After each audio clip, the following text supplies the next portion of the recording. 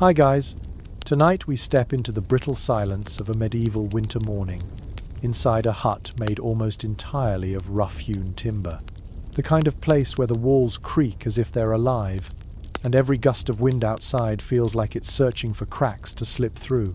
You're lying beneath a thin patchwork blanket, your body pressed close to the warmth of others, and yet you can still see your own breath drifting like smoke in the faint glow of embers. The roof beams are beaded with frost, delicate crystals glistening above you like an icy constellation, and you have the sudden thought, you probably wouldn't survive this if you had to do it for real. So, before you get comfortable, take a moment to like the video and subscribe, but only if you genuinely enjoy what I do here. And, if you're listening right now, leave a comment with your location and the time of night, because there's something strangely cozy about knowing where in the world everyone else is lying awake. Now, dim the lights, and let's slip deeper into the story. The hut you wake in is a world apart from our modern comforts. Think of walls made of split logs, their gaps smeared with clay or dung to keep out drafts, yet never perfectly sealed. A thatched roof sags slightly under snow, each stalk of straw rigid with ice. Beneath you lies a crude floor of packed earth, scattered with straw meant to soften it, though it is damp in places where melted snow seeped through. The air is dense, still, and carries that faint, acrid perfume of smoke that never truly leaves, no matter how often the fire is stoked. You stir, half buried under the heap of bodies that passed for bedding. A mainstream historical fact is that medieval families often slept all together. Parents, children, even servants, pressed shoulder to shoulder, simply to conserve heat. It wasn't just affection, it was physics. You feel the weight of a younger sibling curled against your legs, the warmth of your mother's back at your side, and above you, the scrape of your father's cough rattling through the rafters. Even so, the night has not been easy. You remember the sharp pang of cold waking you again and again, the way frost crept across your toes despite layers of wool. You're grateful for the blanket, but it's more of a quilt of memories than an effective insulator, scraps of old cloth stitched by careful hands. Heavy but not entirely warm. You tuck it tighter under your chin, chasing whatever warmth is left. There is something uncanny about these mornings, when night hasn't quite gone and day hasn't yet begun. The glow of embers paints the ceiling red in patches, like smudged stains. Outside, a rooster crows into the darkness, far too early, its cry muffled by snow. Inside, every sound echoes the creak of timber beams expanding and contracting, the whisper of breath, the occasional scuttle of a mouse bold enough to search for crumbs.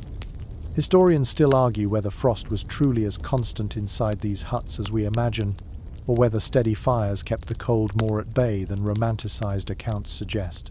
Some scholars claim that surviving embers kept huts tolerably warm, while others believe that waking to see your breath fog the room was an unavoidable truth of winter life.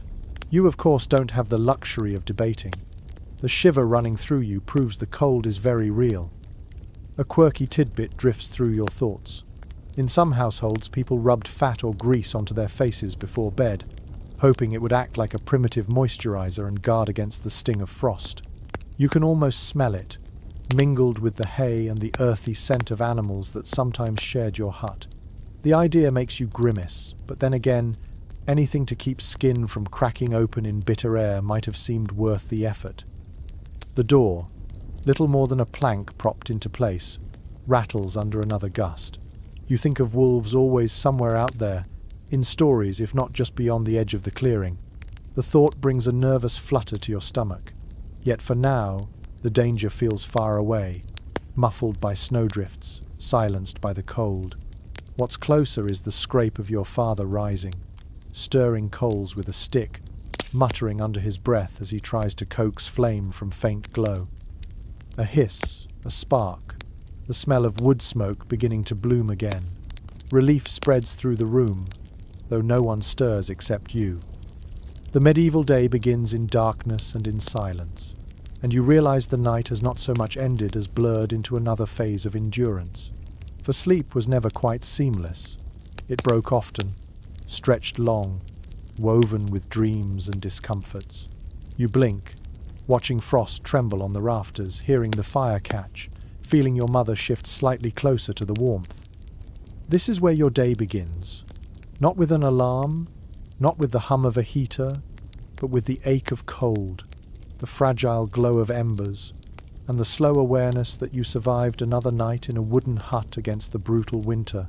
And though you want nothing more than to burrow deeper into warmth, the creak of timbers reminds you, morning has come, and survival demands rising. You lie there, reluctant to move, feeling the stiffness in your limbs from the cold. The air in the hut is so sharp that it nips at your nose and cheeks, and when you pull the patchwork cover higher, the warmth is fleeting, like trying to trap smoke in your hands.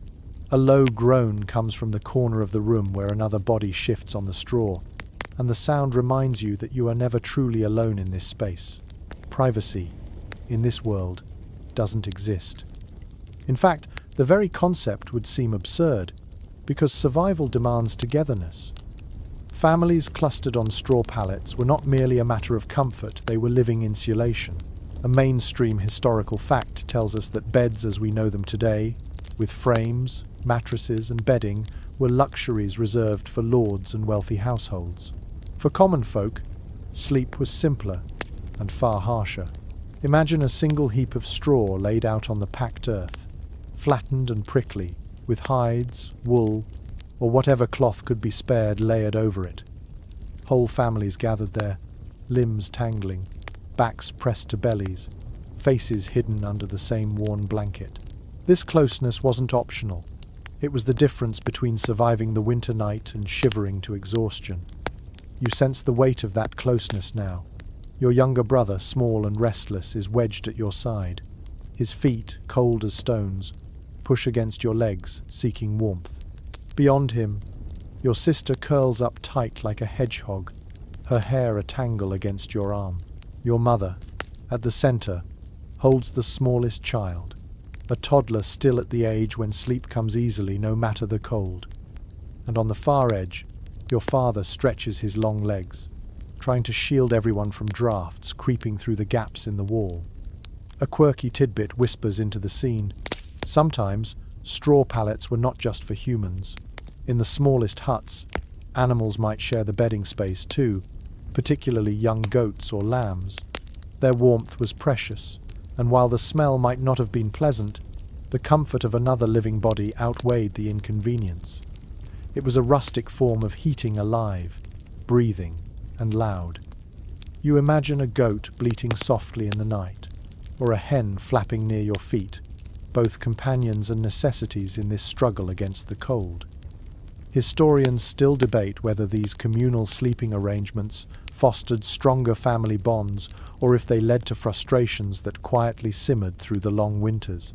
Some argue that the intimacy created resilience and a sense of shared hardship, while others suggest that tensions must have run high when everyone, from infants to elders, was pressed together night after night with no escape. You can imagine both being true. The comfort of knowing you were never alone was a balm, yet at times, the press of bodies must have felt suffocating. The sensations of such a night are etched into your body. The itch of straw pricking through thin cloth, the heaviness of a sibling's elbow pressing against your ribs, the musky odor of wool blankets unwashed for months, and above all, the shared rhythm of breath. The hut itself becomes an organism, every person within contributing heat, sound, and scent to its atmosphere. You fall asleep and wake again, not as an individual, but as a small piece of a huddled whole. As dawn pushes faint light through cracks in the wooden slats, the sight is almost comical. Limbs sprawled across each other, mouths agape, hair stuck in wild tufts, children drooling onto sleeves, parents muttering half-dream words. The hut is less a bedroom and more a communal nest, improvised but necessary. You shift slightly, brushing straw aside, and realize how much of medieval life revolved around these simple accommodations. The floor beneath the pallet is uneven, packed earth that grows damp when snow melts near the door. To combat the damp, families sometimes added layers of reeds or dry leaves beneath the straw. Yet no matter how carefully arranged, by the end of winter the bed was flattened, filthy, and swarming with tiny intruders. Lice, fleas, and mites were a constant presence, and many households accepted them as inevitable companions. You scratch at your neck, half in memory and half in irritation, because you know that rest was never free of such interruptions. Still, the warmth of human company outweighs the discomfort. Imagine trying to sleep alone in that hut, the cold pressing down, the silence oppressive, the fear of wolves or spirits heightened. With your family, each breath reassures you that life continues, that you are part of something resilient. It is a lesson in survival that modern sleepers, tucked away in private rooms, may find difficult to grasp. Closeness was not an inconvenience, it was the lifeline. A curious comparison arises when you think about noble households. While peasants shared a single pallet, wealthier families often had large wooden beds with heavy curtains. These curtains were not mere decoration, they served as insulation, trapping body heat inside a small cocoon. Yet, in a way, your straw pallet achieves a similar effect through numbers. What lords accomplished with fabric, peasants accomplished with flesh and breath. There is also the element of safety. Lying together means no one is left vulnerable at the edge of the hut. If a draft seeps in, if a noise outside jolts you awake, if a child cries, the family responds together.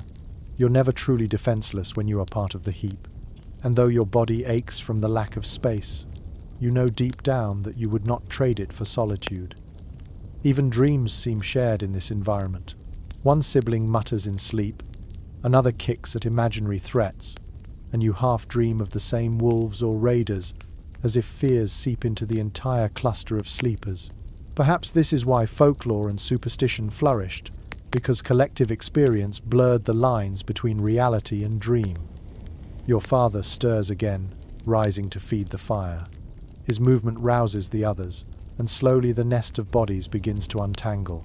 Children rub their eyes, mothers hush babies, and the hut fills with the low murmur of voices. Morning is never quiet, because survival demands activity. Already, the straw pallet seems less like a bed and more like a reminder. It is time to rise, to fetch wood, to face another day. You roll over, reluctant to leave the warmth of the group. The cold outside that blanket is so immediate, so biting that you hesitate. Yet the rhythm of life allows no delay. You smile faintly, knowing that tonight and tomorrow, and through many nights still to come, you will return to this same place, this same cluster of bodies, this same fragile warmth in the heart of winter's brutality. You stretch your legs beneath the covers, trying to rub warmth back into your toes. Even with bodies huddled together on straw, the cold lingers like a guest that refuses to leave. The blanket slips from your shoulders, and you hastily pull it back up, feeling the coarse patches scrape across your skin. In this dim firelight, you notice something you never pay attention to in summer: the layers of clothing you wear even in sleep. A mainstream historical fact is that medieval people rarely undressed for bed the way modern sleepers do. Night clothes, as we understand them, were not common outside of wealthier households. Instead, peasants simply slept in their day garments, or in whatever spare tunics and cloaks they could pile on. The goal wasn't comfort, it was survival. You glance down at yourself now, bundled in a rough wool tunic, a faded linen shift underneath, and a patched cloak thrown across your shoulders. Your legs are wrapped in thick hose, the wool itchy but blessedly warm, and at your feet a pair of cloth wrappings serve as makeshift socks. The sensation is familiar: the constant itch of wool, the heaviness of damp fabric, the way layers twist uncomfortably during the night. And yet, without them, the cold would have gnawed at your skin more fiercely. You remember your mother's words, muttered each evening as she urged you to add another layer. Better the itch than the chill. A quirky tidbit emerges from memory. Some peasants stuffed straw or scraps of fabric into their clothes as extra insulation. Imagine tucking handfuls of dry grass into the gaps of your tunic, turning your own body into a scarecrow of sorts, but one shielded against the night air. In desperate winters, Even that seemed like a clever trick, and you can almost hear the rustle of straw with every movement. Historians still argue whether this practice of layering was universal, or if it was more common in northern regions where winters were harsher. Some accounts suggest southern peasants, in milder climates, may have shed layers for comfort. Others insist that across Europe, the fear of cold outweighed any desire for lightness in sleep. You suspect the truth, as always, lies somewhere in between, habits shaped by geography, by poverty, by necessity. You look around your family now, noting how each person is wrapped in their own peculiar fashion. Your father wears the same cloak he uses for work in the fields, its hem frayed, its wool stiff with use. Your mother has layered 2 linen shifts beneath a heavy overdress, and she pulls a faded scarf over her hair, the ends tucked under her chin to keep her face warm. Your sister clutches a fur so tattered it barely counts as fur anymore, yet it shields her hands as she tucks them close to her chest. The smell of these garments is hard to ignore, a mix of smoke, sweat, and damp wool. Washing clothes in winter is rare, water is frozen, streams are dangerous, and drying fabric in the cold is nearly impossible. Instead, the garments carry the memory of every day's labor, every hearth fire, every night's sleep. They are less clothing and more companions in survival, worn thin but stubbornly protective. You shift on the straw, adjusting your cloak around your shoulders, and think of those rare luxuries you've heard of. Lords in their castles with fur-lined robes, merchants with feather-stuffed mattresses and linen nightshirts. Such stories feel more like legends than reality. For you, sleep is always wrapped in the scratch of wool, the weight of patched cloth, the shared warmth of garments passed down from elder to child. And yet, there is something comforting in the ritual of dressing for bed. Each evening, as the fire dies low, your family prepares for sleep not by shedding clothes, but by adding them. Scarves wound tighter, cloaks pulled closer, woolen caps tugged over ears. The act itself becomes a signal. The world is cold, but together, wrapped and layered, you will endure. The air in the hut prickles against your skin as your father opens the door for a moment to check the snow. A blast of icy wind sweeps through, and you shiver violently, pulling the blanket tighter around you. The importance of those layers is undeniable. Without them, that one gust could pierce straight through your body. With them, you are shielded, however imperfectly, from the teeth of winter. There is also a certain dignity in these garments. They carry the marks of your family's resourcefulness, the patch your mother sewed last spring, the wool dyed with onion skins to give it faint color, the linen woven by your grandmother's hands decades ago. To sleep in these clothes is to wrap yourself not only in warmth but in memory. Each stitch is a story, each patch a reminder that your family has faced many winters before. Still, discomfort is unavoidable. You turn, restless, the fabric bunching beneath you, the itch of wool relentless. You scratch at your arm, then sigh, trying to find stillness again.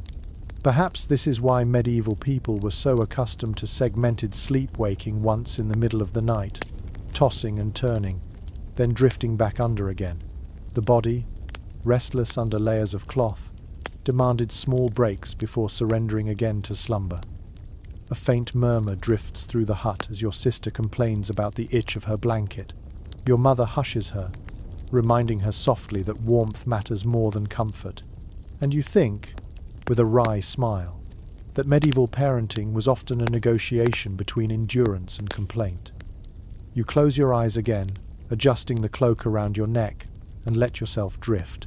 The cold is still there, but dulled by the embrace of fabric and family. Your body, wrapped and weighted, finally begins to relax. And though your dreams will likely be filled with frost and discomfort, there is also a strange reassurance in knowing that, even in such hardship, you are clothed, shielded, and bound to others in the fight against the brutal winter. The night stretches on, and with it, the sound of fabric rustling, the faint itch of wool. the steady warmth of layered bodies all struggling together against the relentless cold. Sleep, imperfect as it is, returns carried not by comfort but by endurance stitched into every thread you wear. You stir again, restless in the night, and the crackle of the fire has dimmed to a faint whisper. The cold presses closer now, creeping through the gaps in the hut, and you instinctively burrow deeper under the blanket. Yet there's another source of warmth nearby, one that you have grown so accustomed to that you hardly think of it your animal companions. A mainstream historical fact is that in many medieval households, animals were not kept in separate barns or sheds, but often shared the same living space as the family. In smaller cottages and wooden huts, especially in winter, it was entirely normal for livestock to spend the night indoors. Chickens, goats, pigs, even a calf or two might huddle just a few feet away from your bed, their bodies adding precious warmth to the hut. This mingling of human and animal life may seem odd to modern sensibilities, but it was practical, efficient, and essential for survival. You shift slightly on the straw, and you hear it, the soft grunt of a pig settling into its own pile of hay near the hearth. The smell is undeniable, earthy and pungent, blending with smoke and damp wool until it becomes the scent of daily life. Somewhere in the shadows, a chicken rustles, its feathers brushing against the floor as it finds a place to roost. These sounds are part of your lullaby, familiar and oddly reassuring, for where there are animals, there is heat, and where there is heat, there is hope of making it through the night. A quirky tidbit whispers into memory. There were stories told of children who grew so fond of their animal bedfellows that they preferred the pig's warmth to that of their own siblings. A pig, after all, radiates heat like a living stove, its plump body creating a comfort that no woolen cloak could rival. You imagine the joy of resting your frozen feet against its side, the relief flooding through your body as the chill ebbs away. Historians still argue whether this practice was widespread across all regions, or if it was more characteristic of Northern Europe where winters were brutal. Some scholars suggest that in wealthier parts of the continent, animals were kept separate to avoid disease and filth, while in poorer or rural communities, necessity overruled hygiene. Whatever the truth, the mingling of species under one roof left its mark on daily rhythms, shaping not only how people slept, but how they experienced life itself. You glance across the dim hut now. Your father snores softly, his body turned toward the hearth where the pig grunts. Your sister stirs, murmuring in her sleep, her small hand reaching out until it brushes the fur of a goat tethered nearby. The animal shifts but does not protest. It too is grateful for the shared warmth. Your mother's breathing is steady, rhythmic, her arm cradling the youngest child close against her chest. Around you, the hut feels less like a simple structure of wood and clay, and more like a crowded ark of survival, human and animal alike, united against the storm. The air is heavy with their mingled breath. It steams in the glow of the embers, rising in little clouds that curl upward to the rafters. Each sound adds to the nocturnal chorus, the steady thrum of snoring, the occasional bleat, the scratch of claws as a chicken shifts. It is not a quiet night, but there is safety in this symphony, a reminder that life endures even when frost claws at the door. There is another advantage to animals inside: protection. Pigs grunt at strange noises. Dogs bark if something lurks outside. Geese hiss at shadows. In the silence of medieval nights, these living alarms were as vital as warmth. You can almost imagine a wolf prowling near the edge of the village, deterred not by walls but by the racket of beasts within. In this way, your family shares not only warmth but watchfulness, every creature a sentinel in its own fashion. You stretch your legs again, your foot brushing against the straw where the goat lies. The warmth radiates back instantly, and for a moment you sigh with relief. Then you shift back, knowing that comfort comes with a cost. The smells that cling to your clothes, the fleas that find their way from animal hides into human bedding, the uneasy knowledge that your sleep is shared with more than just family. Yet in the hierarchy of medieval worries, warmth outranks odor, and so you accept it. Think of how this arrangement must have shaped childhood memories.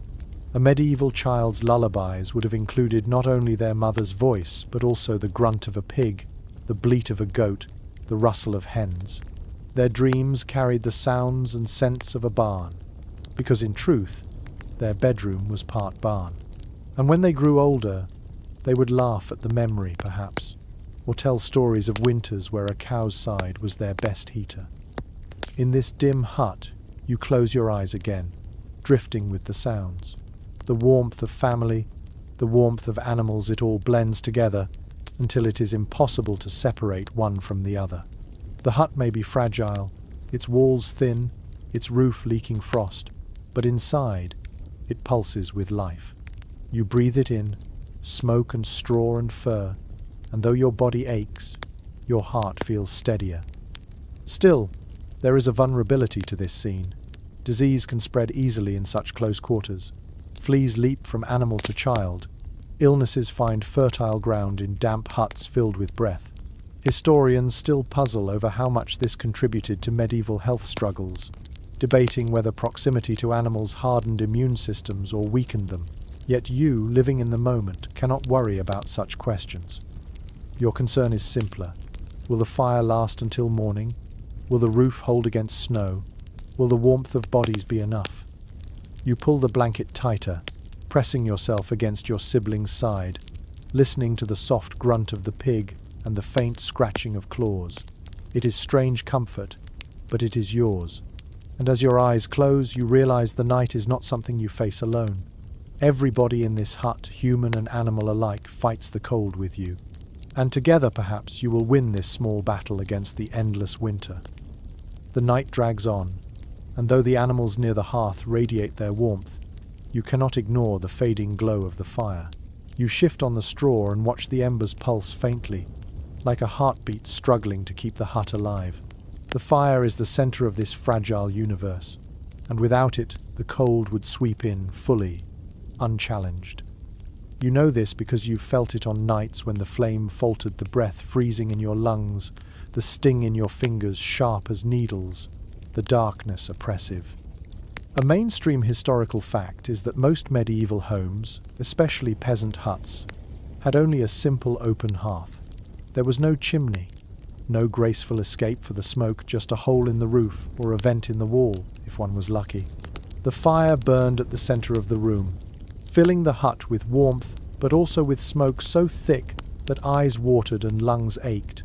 And yet, despite this discomfort, the hearth was everything. Without it, food could not be cooked, water could not be boiled, and survival through the winter nights was impossible.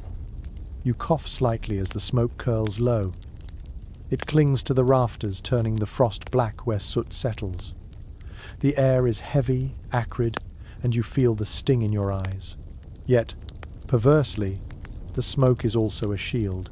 It drives away pests, helps preserve meat hung above the fire, and even lingers in the fabric of your clothes, a smoky armor against vermin. You shift your cloak around you, realizing it carries the scent of dozens of such nights, saturated with smoke that will never fully wash away. A quirky tidbit springs to mind. In some regions, families deliberately allowed fires to smolder low all night, not to avoid smoke, but because they believed evil spirits feared the acrid haze. Imagine that your stinging eyes and coughing lungs interpreted not as suffering, but as protection. Parents reassured children that the smoke kept demons away, and in the wavering half-light of winter, such a belief probably felt like truth. Historians still debate whether medieval huts were truly suffocating with smoke each night, or if clever venting and careful fire maintenance kept the air more breathable than we imagine.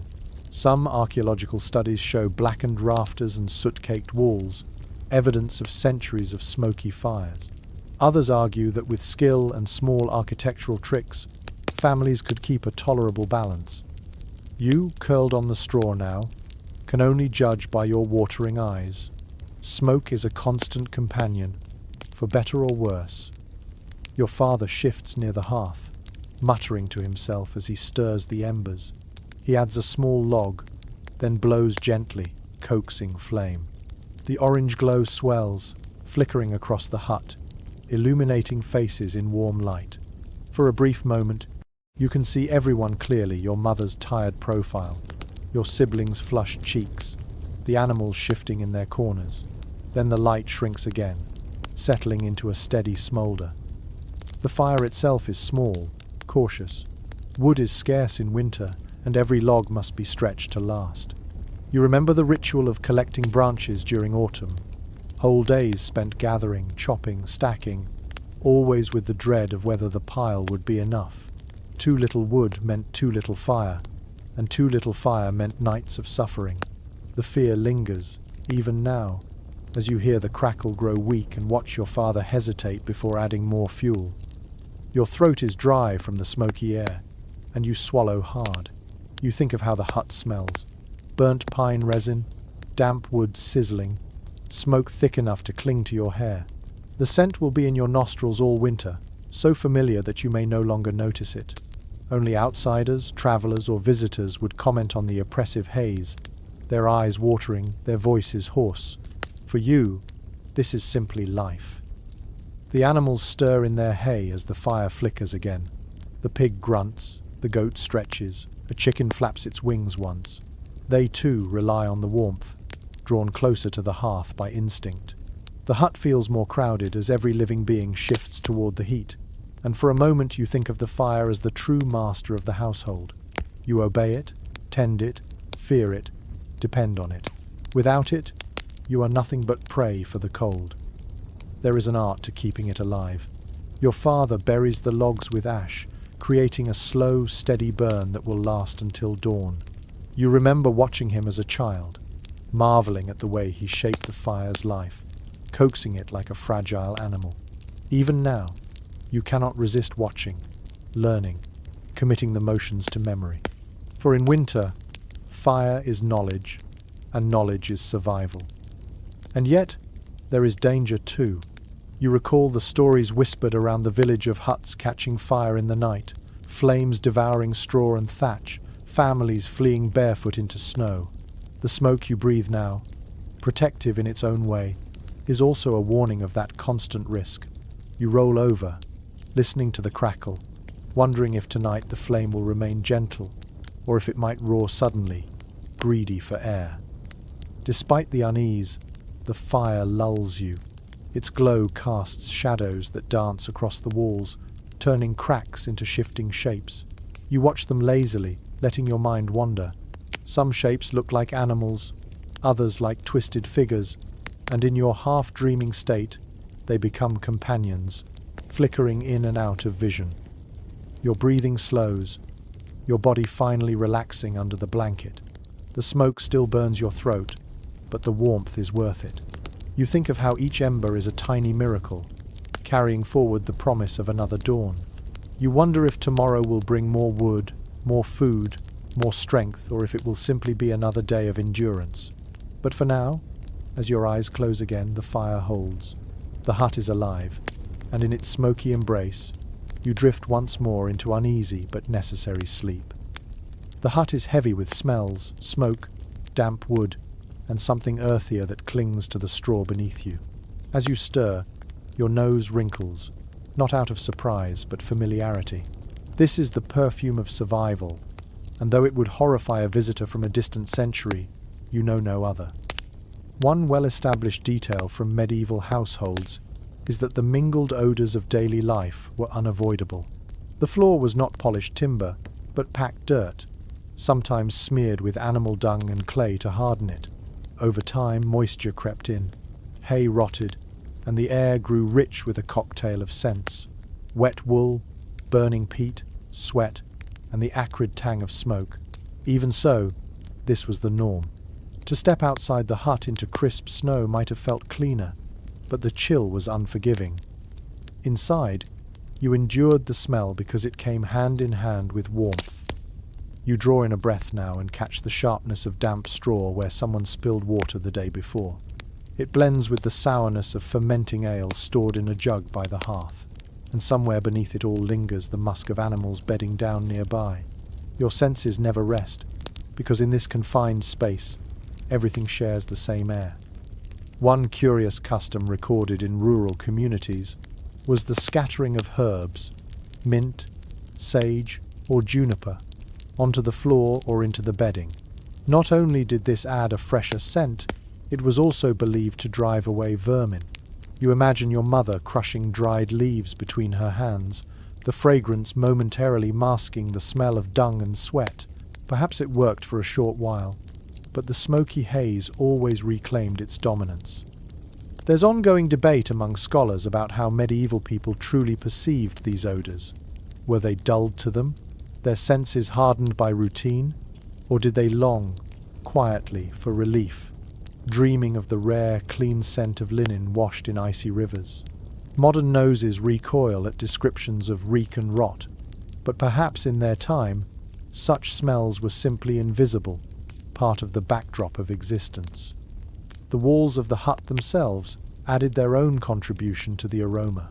Built of logs sealed with clay and dung, they released a musty tang whenever dampness seeped in. Touching the wall with your palm left an earthy residue. In summer, the smell was sharper, almost grassy. In winter, it thickened, heavy with trapped moisture and smoke. Your body adjusts, though. You notice that after a few moments, you no longer register the strength of the odors until a new one is added. A waft of charred wood from the hearth, a sudden whiff of goat, or the sharp tang of someone's unwashed feet. Each arrival makes the air shift again, layering scent upon scent until the hut becomes a tapestry of survival. You smile faintly, recalling how children sometimes played games guessing the source of smells. A sibling might wrinkle their nose and accuse another of bringing the pig stench into the bedding. Another would counter with laughter, pointing at the boots drying by the door. Humor softened the burden, even when the truth was undeniable. Everything smelled because everything was alive, enclosed, and enduring together. From outside, the wind whistles, cold and clean. You imagine the contrast of stepping into it, your lungs filling with air so sharp it stings, only to retreat moments later, desperate for the warmth of the hut. The odor within, however heavy, suddenly feels preferable when weighed against frostbite. You realize that survival reshapes values. A smoky, pungent hut means life. Fresh air, if it kills you, is no luxury. The sensory overload influences your dreams too. When you drift into slumber, scents bleed into visions. Smoke becomes shadowy figures. The sourness of ale morphs into strange feasts. The musk of animals into phantom herds running across snowy fields. Medieval dreams were never silent or scentless. They were crowded, just as their waking hours were.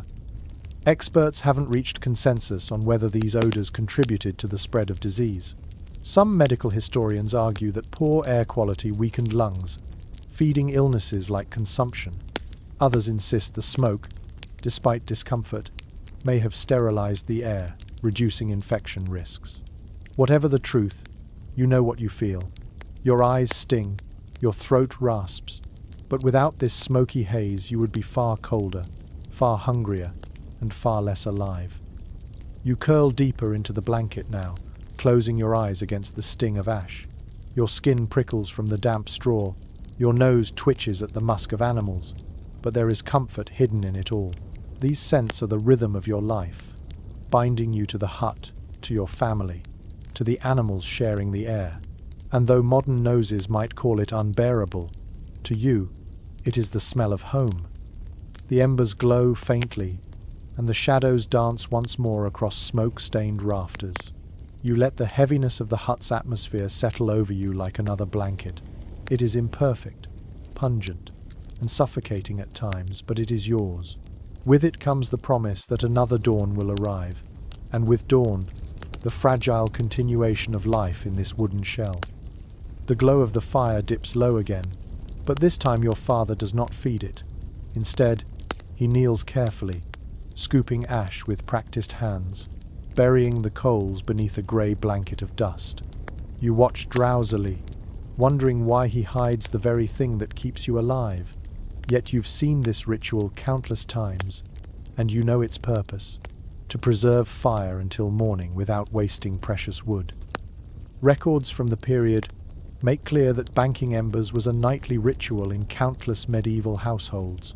Without matches or easy fire-making tools, letting flames die entirely meant hours of labor to rekindle them. Flint and steel could spark, yes, but coaxing a flame from dry tinder in damp winter air was a frustrating gamble. So families tended their embers like fragile treasures, tucking them into ash where they could smolder safely until dawn. You remember how, as a child, you were mesmerized by the glowing coals. They looked alive, breathing slowly, pulsing red beneath their blanket of ash. Your father would hush you when you tried to poke at them, warning that too much air would kill the glow. Even now, you resist the temptation to stir them yourself. The embers are patient but fragile, and careless fingers can end a family's warmth in seconds. One curious custom sometimes mentioned in village lore was the belief that if embers died during the night, it was a sign of bad luck for the household. Some families even whispered small charms over the hearth, half prayer and half habit, to ensure the glow lasted until sunrise. You can imagine your grandmother muttering her words in the dark, pressing a cross of ash onto the hearthstone before covering the fire.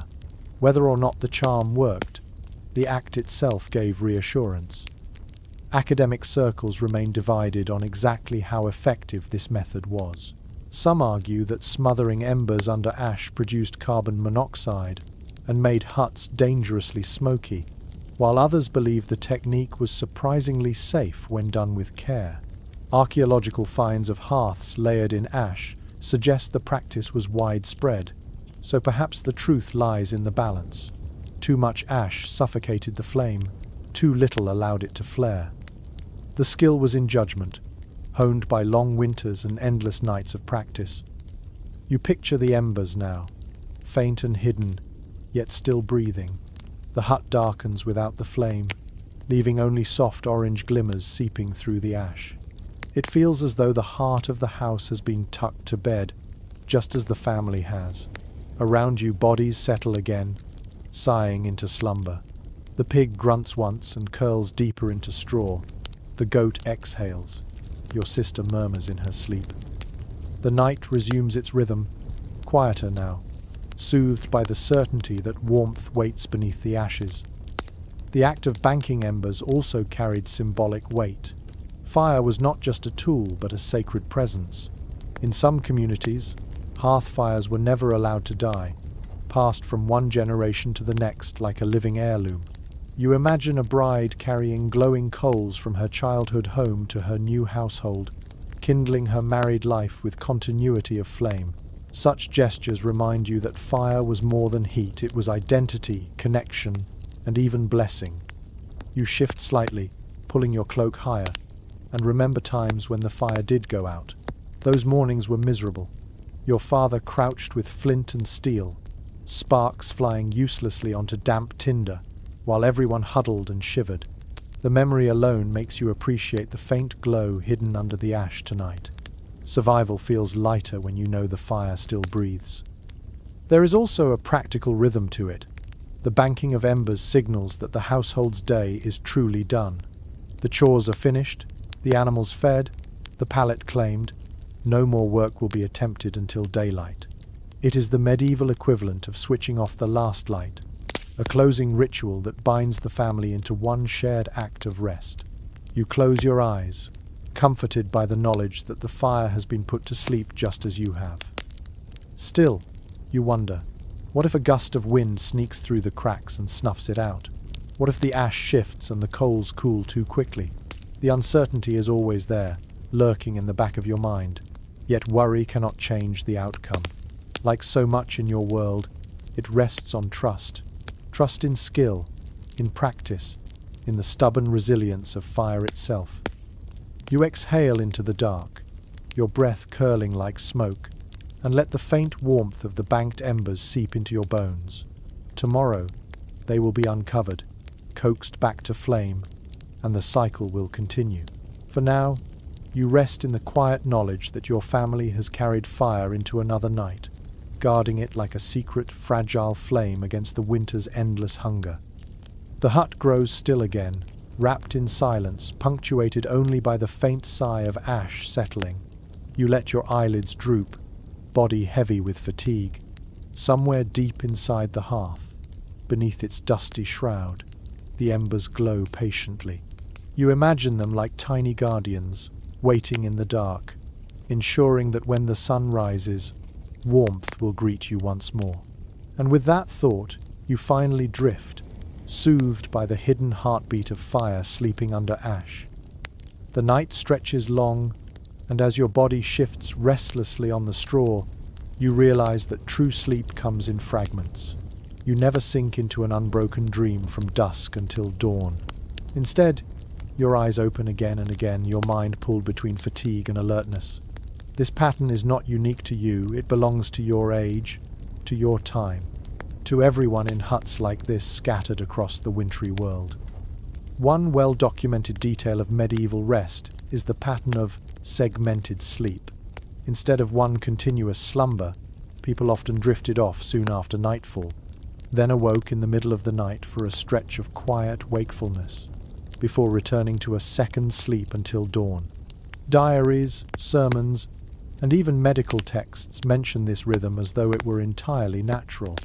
In the absence of artificial light, darkness itself seemed to shape the body's hours. You feel it now. After only a few hours under the patchwork quilt, you stir awake, your eyes drawn to the faint red glow of the banked embers. Around you, your family shifts as well. Your father coughs softly, your sister rolls over, your mother stirs enough to soothe the baby. The hut is alive with subtle movements, half asleep but not entirely. No one speaks loudly, voices stay hushed, as though words themselves might break the fragile thread of warmth binding everyone together. You sit up slightly, rubbing your eyes, listening. Outside, the wind moans through the trees and snow hisses softly as it drifts from the roof. The night feels eternal, and yet, in this pause, you sense the peculiar intimacy of these hours. They are neither day nor night, but something in between, a time when thoughts wander and fears grow sharper. There's ongoing debate among modern researchers about why segmented sleep was so common. Some suggest it was dictated by biology, with the human body naturally tuned to wakefulness after a first rest.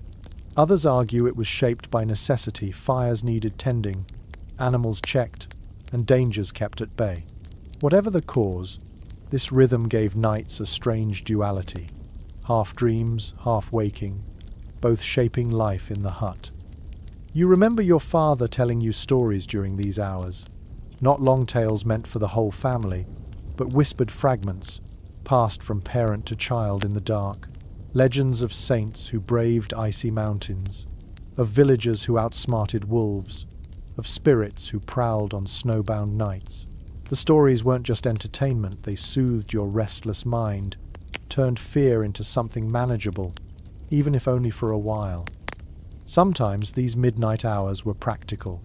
Your mother might rise quietly to mend a torn hem by the glow of embers, her fingers quick and skilled. Or she might prepare dough, ready to bake when dawn arrived. Neighbors, too, used this time. Some accounts describe villagers visiting each other between first and second sleep, sharing ale, prayers, or hushed conversations. The night, though dangerous, also carried its own social rhythm. You shift again on the straw, listening to your siblings breathing. They too stir in their sleep, scratching at woolen blankets, muttering in half-dream voices. The closeness of bodies ensures that no one ever sleeps entirely undisturbed. A sneeze, a cough, the shifting of straw all ripple through the nest, pulling one awake as another dozes off. Sleep becomes not an individual act, but a communal pattern, woven together like the threads of your patched quilt. You think of how strange this might seem to someone from centuries ahead, used to quiet rooms and electric lamps. To them, waking at midnight might feel like restlessness or illness. But here, in your hut, it is simply the way of things. The night itself is too long to endure without interruption. Breaking it in half gives it rhythm, makes it survivable. One odd habit whispered among villagers was the use of these hours for prayer. Some believed the soul was most open to heaven in the middle of the night, when the world was hushed. Kneeling before the hearth, clasping hands in smoky darkness, they asked saints for protection against frost, wolves, or sickness. Perhaps you have done the same once or twice, whispering words that rose into smoke curling toward the rafters. Experts continue to puzzle over how this segmented sleep shaped medieval psychology. Did the wakeful hours encourage deeper dreams? Did they foster creativity, quiet reflection, or even mystical visions? In sermons and confessions, people spoke of temptations and visions that came in the midnight pause, as though the boundary between waking and dreaming blurred. You lean back against the wall now, staring at the faint shimmer of frost above you. The silence is thick, broken only by the faint snore of your father and the occasional rustle of the pig in its corner. The air is still smoky, but less suffocating than before, the embers breathing quietly under their ash blanket. This is the time for thoughts, for wondering, for listening to your own heartbeat echo in the hush.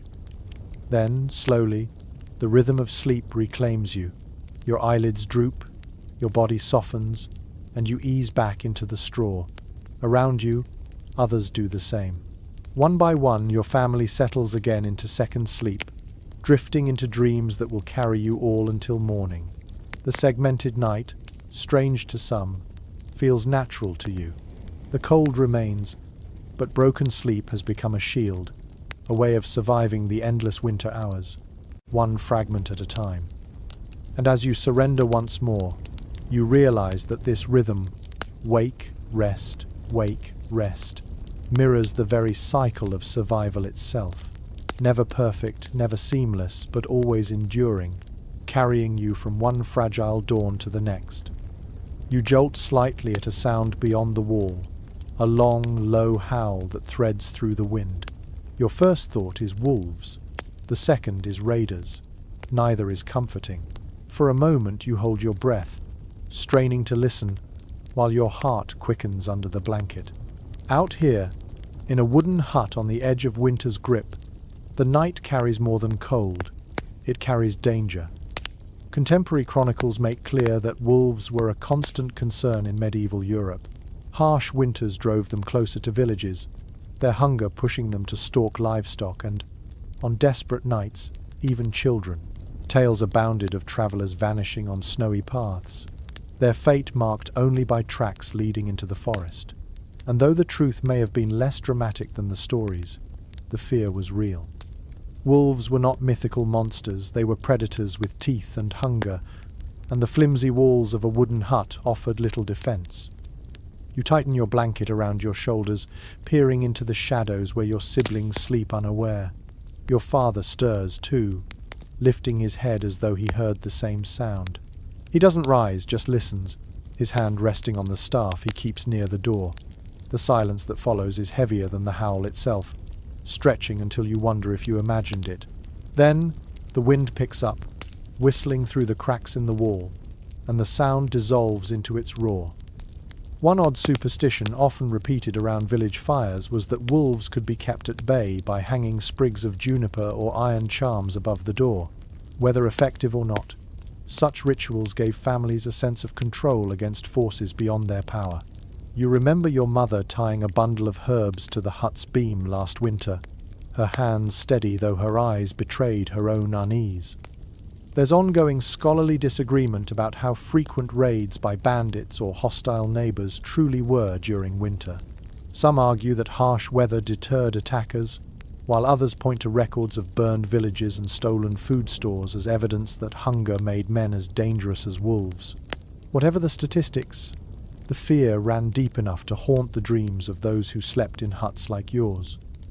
Every creak in the timbers, every gust against the roof, could be a warning of footsteps in the snow. You shift uneasily, your ears tuned to the night. The hut groans as wind presses against it, beams creaking like voices. A chicken flutters its wings suddenly, startled, and the goat bleats softly in its tether. The pig, however, sleeps on, a lump of warmth indifferent to dangers beyond the walls. You exhale slowly, reminding yourself that animals often sense threats first if they rest easy. Perhaps you can too. Yet your imagination refuses to quiet. You picture wolves circling outside, paws pressing into fresh snow, their breath steaming in the cold. You picture raiders with cloaks pulled tight, eyes gleaming under helmets, seeking food, fire, or worse. The thin door between you and them feels flimsy as parchment. In truth, it is nothing more than a wooden plank braced with a stone. One story your grandmother told returns to you now, of a family so poor they invited their pig into the bedding heap each night, and one winter, the pig's squeals saved them from wolves that tried to break through the door. Whether true or not, the story is retold because it carries the message that survival often depends on unlikely allies. You reach out and rest your hand on the fur of the goat beside you, feeling its steady warmth. Perhaps that story wasn't so far-fetched after all. Modern researchers often debate how much of medieval fear was based on reality and how much was magnified by folklore. Was the wolf population truly overwhelming, or did their occasional presence loom larger in the imagination? Were raids a daily threat, or rare but terrifying enough to scar memory for generations? The evidence is fragmented, leaving room for interpretation. But for you, lying here now, the distinction hardly matters. Fear feels real when you hear a howl in the dark. The silence stretches again, broken only by the slow breathing of your family. Your father settles back down, satisfied that the threat has passed, but you remain tense, your ears straining for another sound. The hut seems smaller, tighter, with danger pressing at its edges, and yet, you know this is part of life. Nights are never free of unease. You draw the blanket tighter still, tucking your chin, and remind yourself that this moment is not unique. Generations before you have lain in similar huts, hearing similar howls, clutching similar blankets. The fear of what lurks beyond wooden walls is woven into the fabric of winter life, as much a part of survival as fire or food. Gradually, exhaustion softens your edges. Your mind dulls. Your body sinks into the straw once more. The wolves may circle, raiders may wander, but the hut still stands, its walls holding against the storm. You let your eyes close, whispering a half-formed prayer into the smoky dark. Protection, warmth, survival, these are all you ask. And as your breath slows, you surrender once more to uneasy sleep, fragile but enduring in the heart of winter's threat. The night presses on, and though the howls have faded, the cold creeps steadily upward from the floor. You curl tighter into your cloak, shifting on the straw to find even the smallest patch of warmth. The ground itself feels alive with chill, as though the earth beneath the hut is exhaling frost into your bones. Without protection, no one could rest here long. Contemporary accounts confirm that medieval sleepers rarely lay directly on the earthen floor. Instead, they layered straw, hay, reeds, or rushes to create a barrier between their bodies and the icy ground. This was the peasant's mattress, humble, scratchy, and temporary, but essential. Even the thinnest layer of plant matter made the difference between tolerable cold and bone-deep agony. You shift again and feel the uneven surface beneath you. Straw pricks your skin where the blanket has slipped aside, its texture rough but familiar. Some stalks have flattened under weeks of use, leaving little insulation. Others still hold pockets of air, keeping you slightly lifted above the damp earth. It isn't comfortable, not like the featherbeds lords boasted of, but it is enough to survive. One odd practice villagers sometimes followed was mixing animal hides into the bedding. Freshly cleaned sheepskins or deerskins, laid fur side up, gave warmth that straw alone couldn't provide. You remember the nights when your father returned from the hunt with a hide still smelling of the forest stretched out beneath your family. The fur tickled your legs, but it trapped heat, and everyone crowded closer to it. A single skin felt like a treasure in midwinter. Experts haven't reached a consensus on how frequently bedding was changed or replaced. Some argue that straw pallets were renewed every few weeks, while others suggest families stretched them through an entire season. no matter how filthy. Archaeological remains of rushes pressed deep into house floors suggest both possibilities, depending on wealth and diligence. In truth, you know that once the snow falls and fields lie buried, gathering fresh straw is no easy task. Families endure the stench and the itch until spring. You scratch at your arm, half in dream, half in irritation. Fleas live in the straw, biting at exposed skin. They are part of the night, like smoke or hunger. Your sister stirs beside you, slapping at her leg before rolling over with a groan. You wonder how anyone ever sleeps fully under such constant discomfort, but then again, what choice do you have? Fatigue is stronger than irritation, and exhaustion always wins. The smell of the bedding is heavy too. Straw absorbs everything. Sweat, spilled ale, spilled milk, the musk of animals. Over weeks, the odour becomes dense, mingling with smoke and damp wood until it seems to cling to your very skin. And yet, you can't imagine sleep without it. A bare floor would freeze you, and fancier mattresses are dreams for nobles and priests, not for families in huts like yours.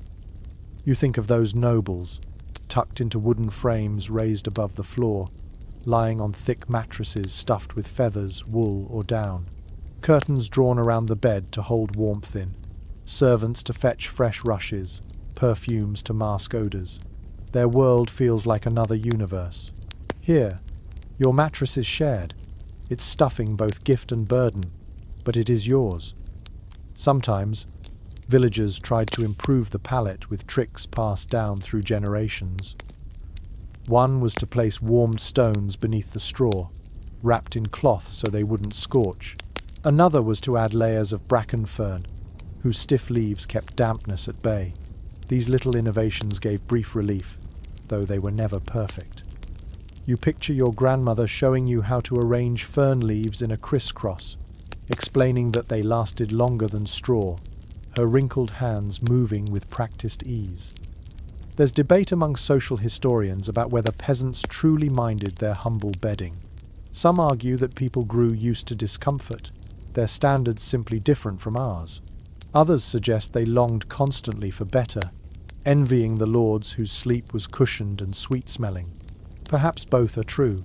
Perhaps they envied and endured in equal measure. You lie still, your ear pressed close to the bedding, and listen. The straw whispers faintly as your sister shifts, a sound like dry grass in summer. You can hear mice scuttling somewhere beneath, bold enough to claim scraps that fell from supper. The earth smells faintly of mildew where the snow seeped in near the door, reminding you that no barrier is ever perfect.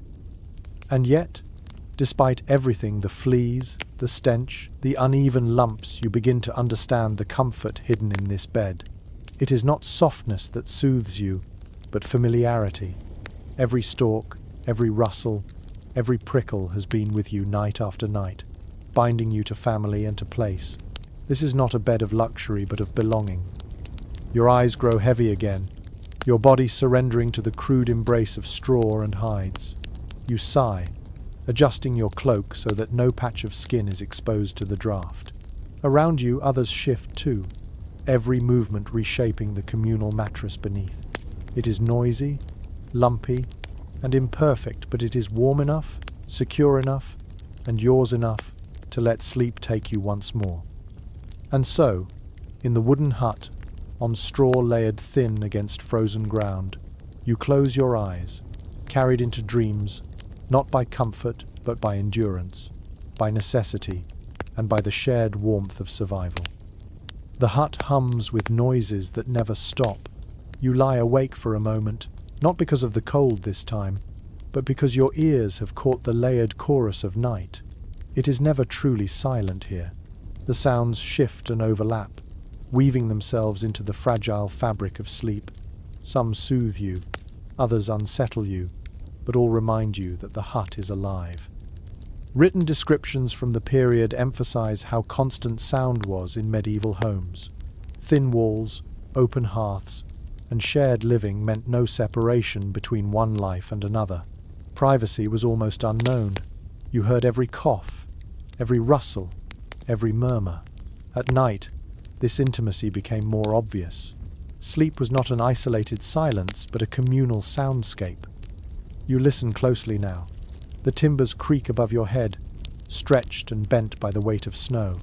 The roof shifts with faint cracks, like joints in an old man's knees.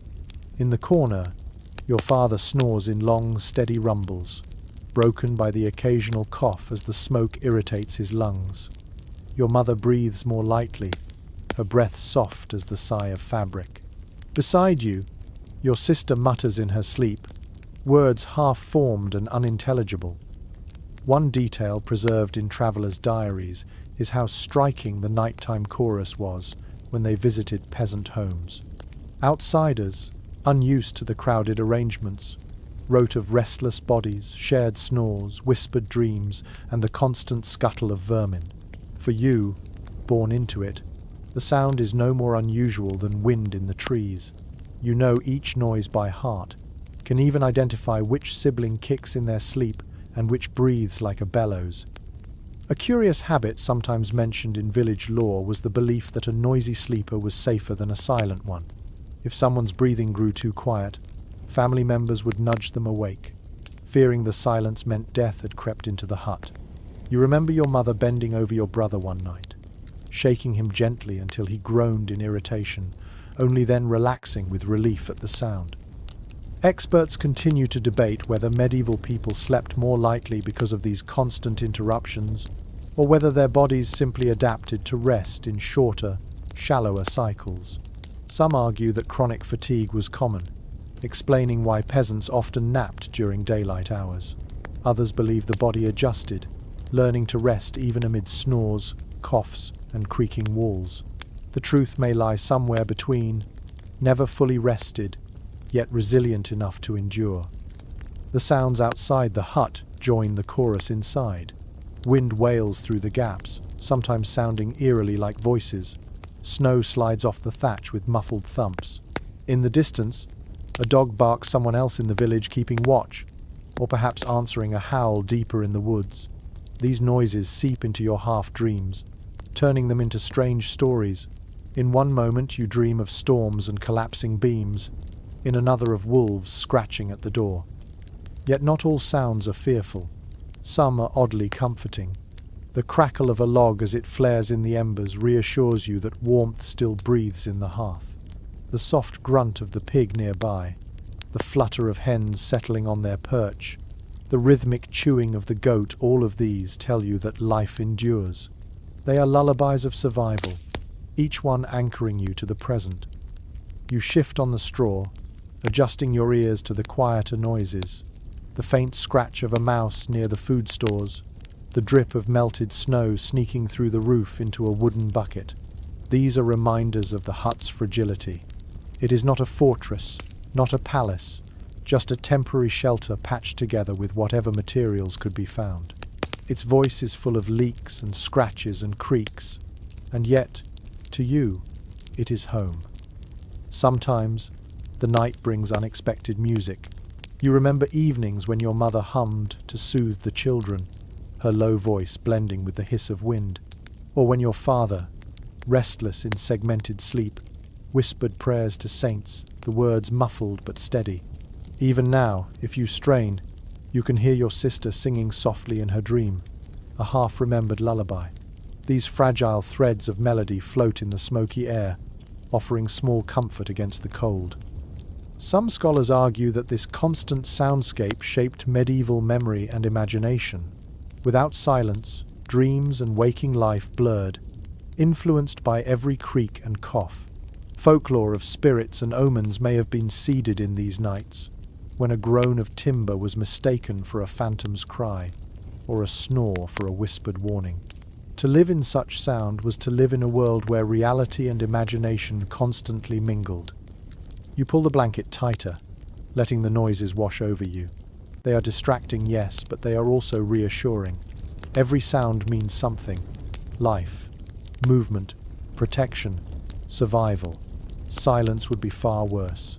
Silence would mean the fire has died, the animals have frozen, the family has stopped breathing. Noise is proof of endurance. Your eyelids grow heavy as the hut continues its restless song. The chorus does not stop, you know it never will, but gradually it becomes background, steady and predictable. Like a lullaby, it guides you back into slumber. You surrender, your last thought, a simple one, that this crowded, noisy hut, with all its imperfections, holds the fragile symphony of life against the brutal winter outside. Your stomach grumbles, faint but insistent, tugging you from the edge of second sleep. Hunger is another companion in winter, almost as constant as the cold. You open your eyes and see the faint outline of your mother moving near the hearth. She lifts a small loaf from a cloth and breaks it into pieces, handing one to your father first, then to each child who stirs awake. Accounts from the Middle Ages tell us that simple food before bed was a common custom, not for luxury but for survival. Bread crusts, porridge, or a sip of warm ale settled the stomach, easing discomfort and making it easier to sleep through the long, freezing night. Without this small ritual, hunger gnawed too fiercely, disturbing rest and leaving the body weaker by morning. You chew slowly on your piece of bread, the crust hard from days of storage. It tastes faintly sour, the way bread often did when made with rough ground grains and sourdough starters. The dryness sticks in your throat, but you wash it down with a swallow of thin ale your mother presses into your hand. The liquid is warm from sitting near the embers. Its taste bitter but strangely soothing. You feel heat spread faintly through your chest, dulling both chill and hunger. Travelers' diaries sometimes remark on how little variety peasants had in their nighttime meals. Unlike nobles who dined late with roasted meats and sweetened wines, families in huts like yours made do with whatever was at hand, often the same bread and ale repeated endlessly. Yet even monotony was comfort. Hunger did not demand flavor, it demanded substance. One curious practice recorded in rural villages was warming stones in the fire and then placing small pots of thin broth beside them so that the liquid stayed warm until bedtime. Families would sip the broth like medicine, savoring the steam as much as the taste. You can imagine such a scene here. Your sister cupping her hands around the pot, eyes closing in relief as the warmth fogs her face. Scholars remain divided over how nutritious these nighttime meals truly were. Some argue that ale, low in alcohol and rich in calories, gave peasants vital energy. Others point out that diluted gruel and hard bread did little to replenish the exhaustion of winter labor. Whatever the truth, you know the comfort it brings now. Your belly no longer aches so sharply, and your mind grows calmer. The smell of food, faint as it is, fills the hut. Smoke mixes with the sour tang of ale, the earthy scent of bread, and the faint sweetness of dried onions your mother sometimes added to dough. These aromas, though humble, feel luxurious compared to the bitter odor of straw and dung that dominates most hours. For a moment, as you swallow the last bite, you feel warmed from within, not just without. Your father takes his sip last, wiping his mouth with the back of his hand. He mutters a quiet thanks, not to anyone in particular, perhaps to the saints, perhaps to the grain, perhaps simply to life itself. This ritual of eating together, even if only scraps, binds the family as surely as the straw pallet. It is a reminder that though resources are meager, they are shared. You settle back onto the bedding, pulling the blanket close again. Your stomach feels steadier, your head light with the warmth of ale. Hunger is not gone. It never is in winter, but it is softened enough for sleep to return. You think of how many nights before this have followed the same pattern. Fire dwindling, embers banked, bread shared, bodies huddled. Each repetition weaves endurance into routine. Oddly, dreams come easier on a full stomach. You recall once dreaming of a feast, tables piled with roasted meats, sweet cakes dripping with honey, pitchers of wine. You woke with your mouth watering and your belly aching worse than ever. Tonight, you hope for gentler dreams. Fields of grain in summer, the smell of baking bread carried on warm breezes. Perhaps the mind, like the body, clings to nourishment in whatever form it can find. Experts studying medieval diets often highlight how winter forced people into scarcity. Fresh vegetables were gone, meat was rare unless salted or smoked, and dairy was limited when animals produced less in the cold. Nighttime meals, therefore, were not feasts but rationed scraps. Yet even scraps served a deeper purpose. They were psychological comfort, proof that the family would not face the night entirely empty. You licked the last crumbs from your fingers, tasting the sourness of the bread one more time. Your sister burrows against your side, sighing in relief after her share. The pig grunts in the corner, perhaps jealous of the food, perhaps only dreaming. The hut settles again, the sounds softening, the warmth of the hearth mingling with the warmth of full bellies. As you drift, you realize that food at night is more than sustenance. It is ritual, reassurance, and memory. It anchors the body to the present, and the soul to hope that tomorrow there will still be bread, still be ale, still be enough to share. And with that thought, you close your eyes, your hunger dulled, your mind eased, and your body finally willing to surrender once again to the embrace of winter sleep. The bread has eased your stomach, and the ale has warmed your chest, but the night remains long, and your thoughts drift toward forces less visible than wolves or hunger. In the flickering darkness, whispers stir of spirits and demons that lurk in the cold. You shiver, not only from the draught that slips through the cracks in the wall, but from the stories you've heard since childhood, tales that make winter nights more haunting than any predator could. Medieval writings reveal that people filled the gaps in their knowledge with superstition, especially when it came to explaining the dangers of winter. When a family froze despite a fire, when sickness swept through a hut, or when animals died mysteriously, many believed that frost demons or wandering spirits were to blame. These unseen forces were said to prowl in the darkest hours, slipping in through gaps in the walls or down the chimney hole, feeding on breath and warmth. You remember your grandmother telling you about the frost hag, a crooked figure said to wander from hut to hut, placing her icy fingers on sleeping children's faces. If the fire burned low, the child would not wake by morning. To ward her off, families sometimes left iron scissors on the threshold or a sprig of juniper above the door. Your mother still follows that practice, tucking a charm into the rafters with quiet determination. One curious belief that lingers in your mind is the use of whispered chants before bed. Some households recited the same phrases nightly, not unlike prayers, asking saints to guard them from night fiends. You've heard your father murmur such words under his breath, his voice low and gravelly, as though he feared being overheard by the very things he tried to repel. Whether the words had power or not, they gave the family a sense of control in a world full of uncertainty. Historians continue to question how seriously peasants held to these superstitions. Some argue that faith in charms was absolute, shaping daily rituals and choices. Others suggest it was more of a cultural habit, repeated because it felt wrong not to. But lying here in the smoky dark, hearing the hut creak as if alive, you understand why people clung to the idea of unseen protectors. The world outside is too vast, too hostile, to face without belief in something watching over you. You glance at the rafters, seeing the frost sparkle faintly where moonlight slips through a crack. The sight makes you pull the blanket tighter. It feels as though eyes might peer through that gap, watching silently. Your sister stirs beside you, muttering a prayer in her half-dream, and you wonder if her dreams, too, are haunted by these stories.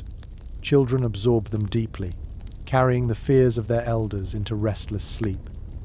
At times, superstitions even shaped how people positioned themselves in bed. Families sometimes placed children in the middle of the sleeping heap, believing the outer edges were more vulnerable to spirits or cold demons. You feel that protection now, pressed between your sister and brother, their small bodies barriers against both frost and fear. Your parents lie at the edges, shielding you, their warmth and presence acting as charms in themselves. One odd tidbit from folk practices mentions that some people smeared salt around the door frame, believing it formed a barrier against evil. You recall seeing this once in a neighbor's hut, a faint crust of white, sprinkled deliberately as if it were armor. Salt was precious, but so was peace of mind. You imagine the family sleeping easier that night, not because the salt had power, but because they believed it did. Experts have long noted how thin the line was between religion and superstition in these practices. A prayer to a saint might blend seamlessly with a charm of iron or a muttered spell inherited from pagan roots. In the smoky dark of winter huts, there was little room for theological debate. Anything that promised safety was welcome. You let your eyes close, whispering a small phrase you've heard countless times. Keep the frost away. Keep the fire awake. The words are simple, childish perhaps, but they carry a rhythm that soothes you. Your breathing slows, and though the fear of unseen visitors lingers at the edge of your mind, the charm comforts you enough to drift again.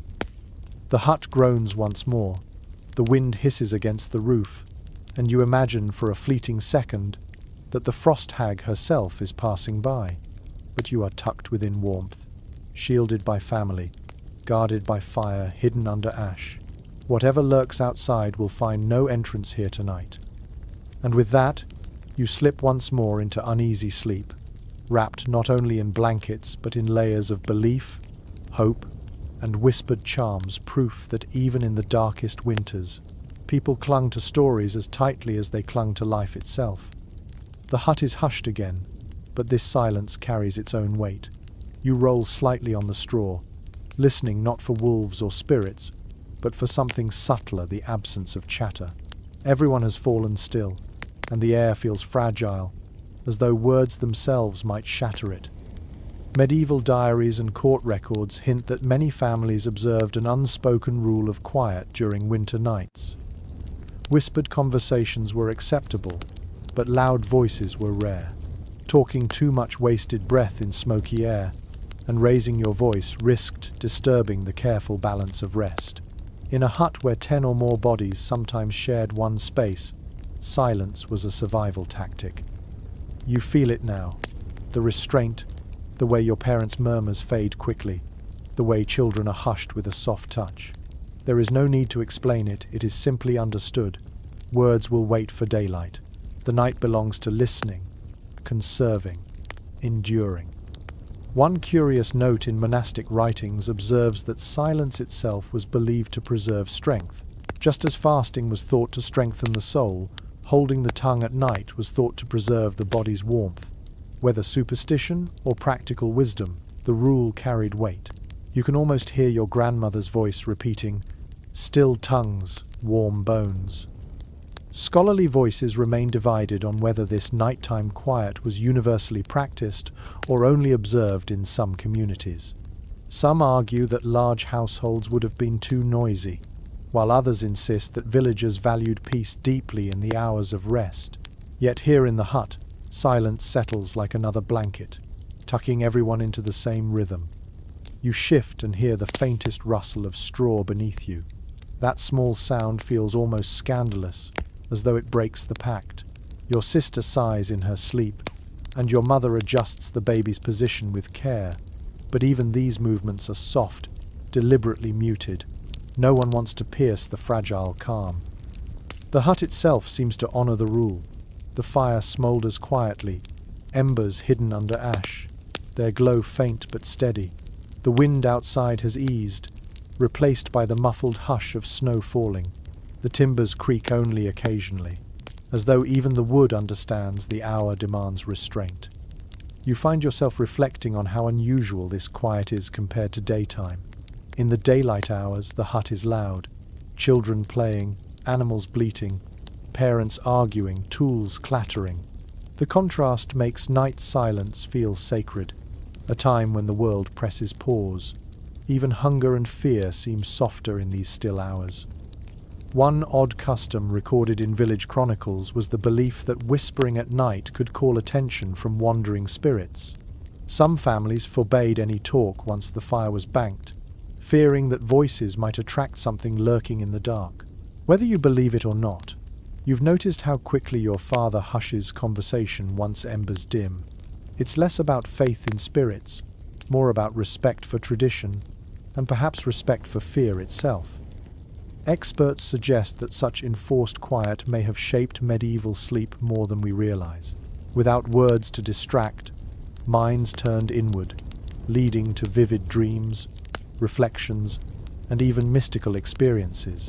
Sermons from the time describe people claiming to hear divine voices in the middle of the night, but perhaps it was only their own thoughts echoing louder in the absence of sound.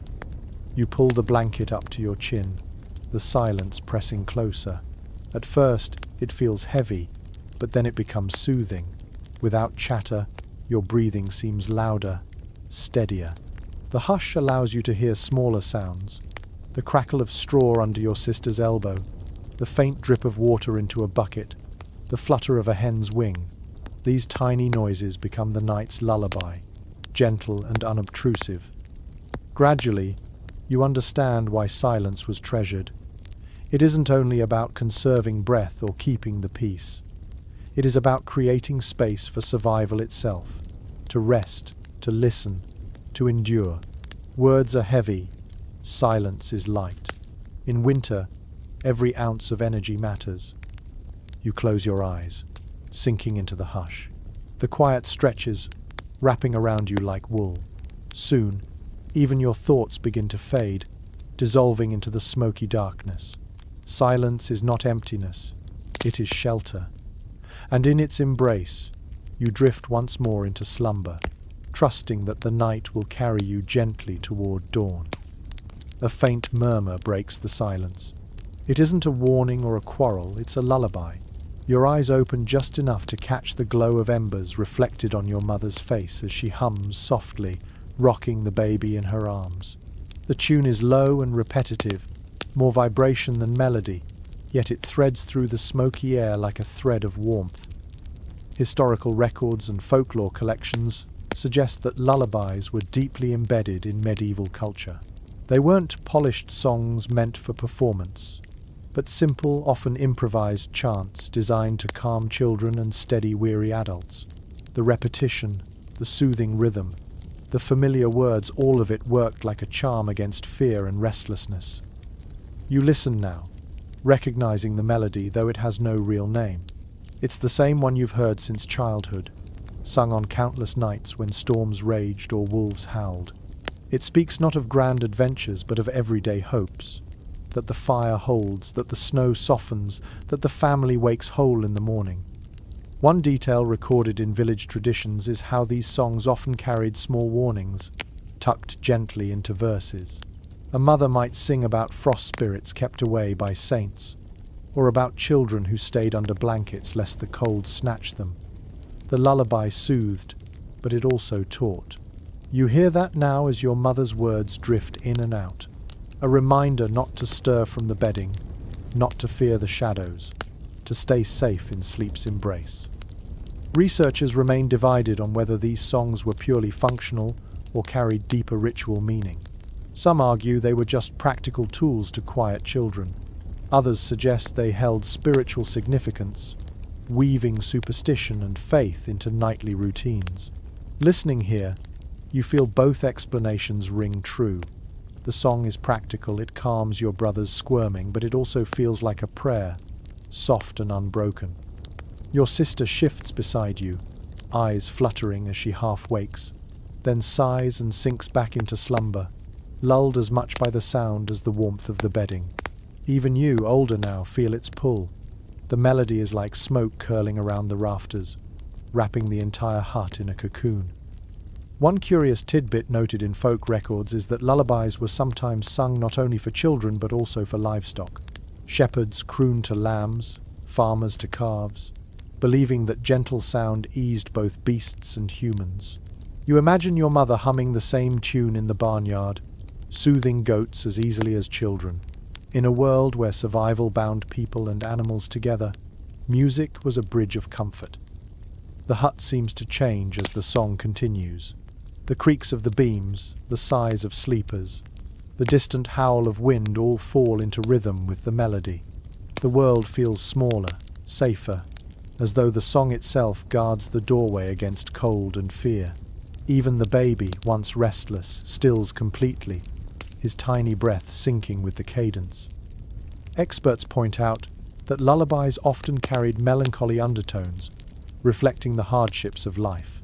Unlike modern songs of sweetness, medieval lullabies sometimes spoke of hunger, death, or endless winter. Yet paradoxically, these darker notes provided comfort. Naming the hardships gave them form, and giving them form made them easier to face. Your mother's tune carries this duality. It is tender but edged with sorrow, reminding you that survival is never guaranteed but always pursued. You close your eyes again, letting the sound flow through you. The rough straw beneath you, the smoky air, the cold pressing at the walls all fade slightly under the weight of the melody. The lullaby is a thread connecting generations. Your grandmother sang it, your mother sings it, and someday perhaps you will too. The baby sighs once more, then falls into deep, even breathing. Your mother hums a final verse, then falls silent, laying her head back against the wall. The hut returns to its layered quiet, but something has changed. The silence is no longer heavy. It is softened, blessed by song, warmed by the memory of music. You drift again, held by the echoes of a voice that has soothed countless nights. In the middle of a brutal winter, with frost at the door and hunger in your belly, you are carried to sleep not by comfort, not by safety, but by the fragile, enduring strength of a mother's lullaby. The hush returns once your mother's lullaby fades, but now you notice the weight of the blanket pressing down on you. It isn't just fabric, it is history stitched together in scraps. You shift slightly and feel the seams where one piece of cloth meets another, patches layered over years, each square a fragment of some earlier garment or worn-out tunic. One well-established detail from medieval life is that quilts and heavy coverings were often made from whatever material could be salvaged. Peasant families rarely wasted cloth. Every shred of linen, every scrap of wool, even rags too thin for clothing, were sewn together to form coverings. Over decades, these pieced-together quilts grew heavier, thicker, and oddly beautiful, though not in the polished way of noble households. They were living records of survival, each stitch a quiet victory over scarcity. You run your fingers over one square that once belonged to your father's old tunic, the wool rough and faded. Another patch is softer, from a linen shirt your grandmother wore until it thinned too much to keep. Near your feet, you can feel a bit of fur sewn crudely into place, its edges uneven but still warmer than fabric alone. These coverings are more than warmth, they are memory layered in cloth. A curious custom sometimes noted in folk traditions was dyeing patches with natural colours: onion skins for yellow, walnut husks for brown, madder root for red, creating quilts that were not only practical but faintly decorative. You imagine your mother boiling onion skins in the smoky hut, dipping cloth to give it a golden tint, smiling faintly at the brightness it brought to otherwise grey winters. Experts continue to discuss whether these household textiles should be seen purely as utilitarian objects or as expressions of identity and pride. Some argue that peasants valued them only for warmth, while others highlight the careful stitches, the dyed patches, the small attempts at beauty. Holding the blanket close, you suspect both are true. It is functional, yes, but also filled with quiet artistry, the handiwork of women who stitched hope into every seam. The quilt carries weight in more ways than one. It is physically heavy, pressing you down into the straw, but also emotionally heavy, reminding you of generations who endured winters before you. Every patch is a story, every repair a message. We survived this year, and we will survive the next. You feel comfort in that continuity, even as the cold gnaws at the edges. One odd practice villagers sometimes followed was sewing charms into quilts, small pieces of bone, beads, or crosses stitched inside where they could not be seen. These hidden tokens were believed to ward off illness or frostbite, to protect sleepers through long winters. You wonder now if your mother's quilt holds such secrets, if beneath the seams lies a sliver of iron or a saint's medal, quietly guarding you as you drift in and out of dreams. The smell of the quilt is distinct. It is smoky, infused with the hearth's breath, and faintly sour from sweat absorbed over countless nights. Yet there is also the faint scent of herbs, lavender or sage, tucked between folds during summer to deter insects. That fragrance lingers, subtle but comforting, a reminder of warmer days. You pull the covering tighter around you, noticing how your siblings do the same. The weight is shared across bodies, binding everyone together beneath its patched expanse. If one shifts, the others feel it. If one tugs, the others lose their cover. Sleep, like survival, requires cooperation. Scholars note how textiles often became heirlooms, passed from mother to daughter. Even peasants, with little else of value, cherished blankets and quilts as symbols of endurance. You think of how this quilt, heavy and patched as it is, might someday wrap your own children. The thought steadies you, giving the night a thread of continuity stronger than fear or hunger. The embers glow faintly still, their light catching the quilt's seams, casting them in relief. You trace one with your fingertip until your eyes close. The weight of cloth, memory, and care presses you deeper into the straw. It isn't luxury, but it is love in fabric form, and in that love you find warmth. Soon, sleep overtakes you again, heavy and dream-thick, cradled by the patched heritage cloth that has sheltered generations before you and will shelter more to come. You stir in the straw and hear it before you feel it, the wet cough of your father. It rattles through the dark, heavy and raw, followed by the wheeze of his breath. The sound pulls you fully awake, because illness in winter is no small matter.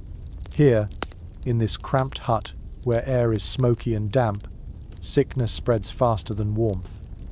Contemporary medical records and chronicles often describe how winter brought a wave of ailments. Cold, damp conditions aggravated lungs, smoke irritated throats, cramped sleeping arrangements spread fevers in days. Even something as small as a cough could spiral into weakness that lingered all season. In an age without antibiotics, recovery was uncertain, and sleep itself often became both remedy and risk. You shift uneasily, pulling the blanket tighter. Your mother stirs too, placing her hand on your father's shoulder, whispering words you can't make out. He nods faintly, curling closer to the fire's faint glow. The hut smells thicker now, not only of smoke and straw, but of sickness, a sharp, sour tang that clings to breath. One peculiar remedy sometimes employed in huts like yours was the use of onions or garlic placed beneath pillows or tied around necks. People believed the pungent scent drew sickness out, absorbing the bad air. You picture a string of garlic dangling above your father, its smell overwhelming but oddly reassuring. In truth, you're not sure it cures anything, but the act of doing something brings comfort. Some researchers argue that smoky huts themselves weakened bodies, filling lungs with soot and aggravating respiratory illness. Others counter that the very same smoke might have killed bacteria and preserved food, indirectly protecting families. The evidence is conflicting, but here in the hut, there is no debate. Your father's cough proves the air is both lifeline and burden. You notice your younger brother turning in his sleep, his forehead glistening slightly even in the dim ember light. Is it just the heat of being buried under bodies, or the first sign of fever? You press your hand gently against his skin, heart fluttering with worry. Your mother does the same, her expression unreadable but her touch lingering longer than yours. Illness shapes dreams too. You remember nights when you shivered uncontrollably, sweat soaking your shift despite the cold air. Fever carried you into visions of endless snowfields, wolves with glowing eyes, fire that crackled but gave no warmth. Waking from such dreams felt like being dragged back from another world. Tonight, you pray your father's cough doesn't carry him into such visions. One curious practice villagers sometimes followed was heating stones in the fire, wrapping them in cloth, and placing them near the sick to ease shivering.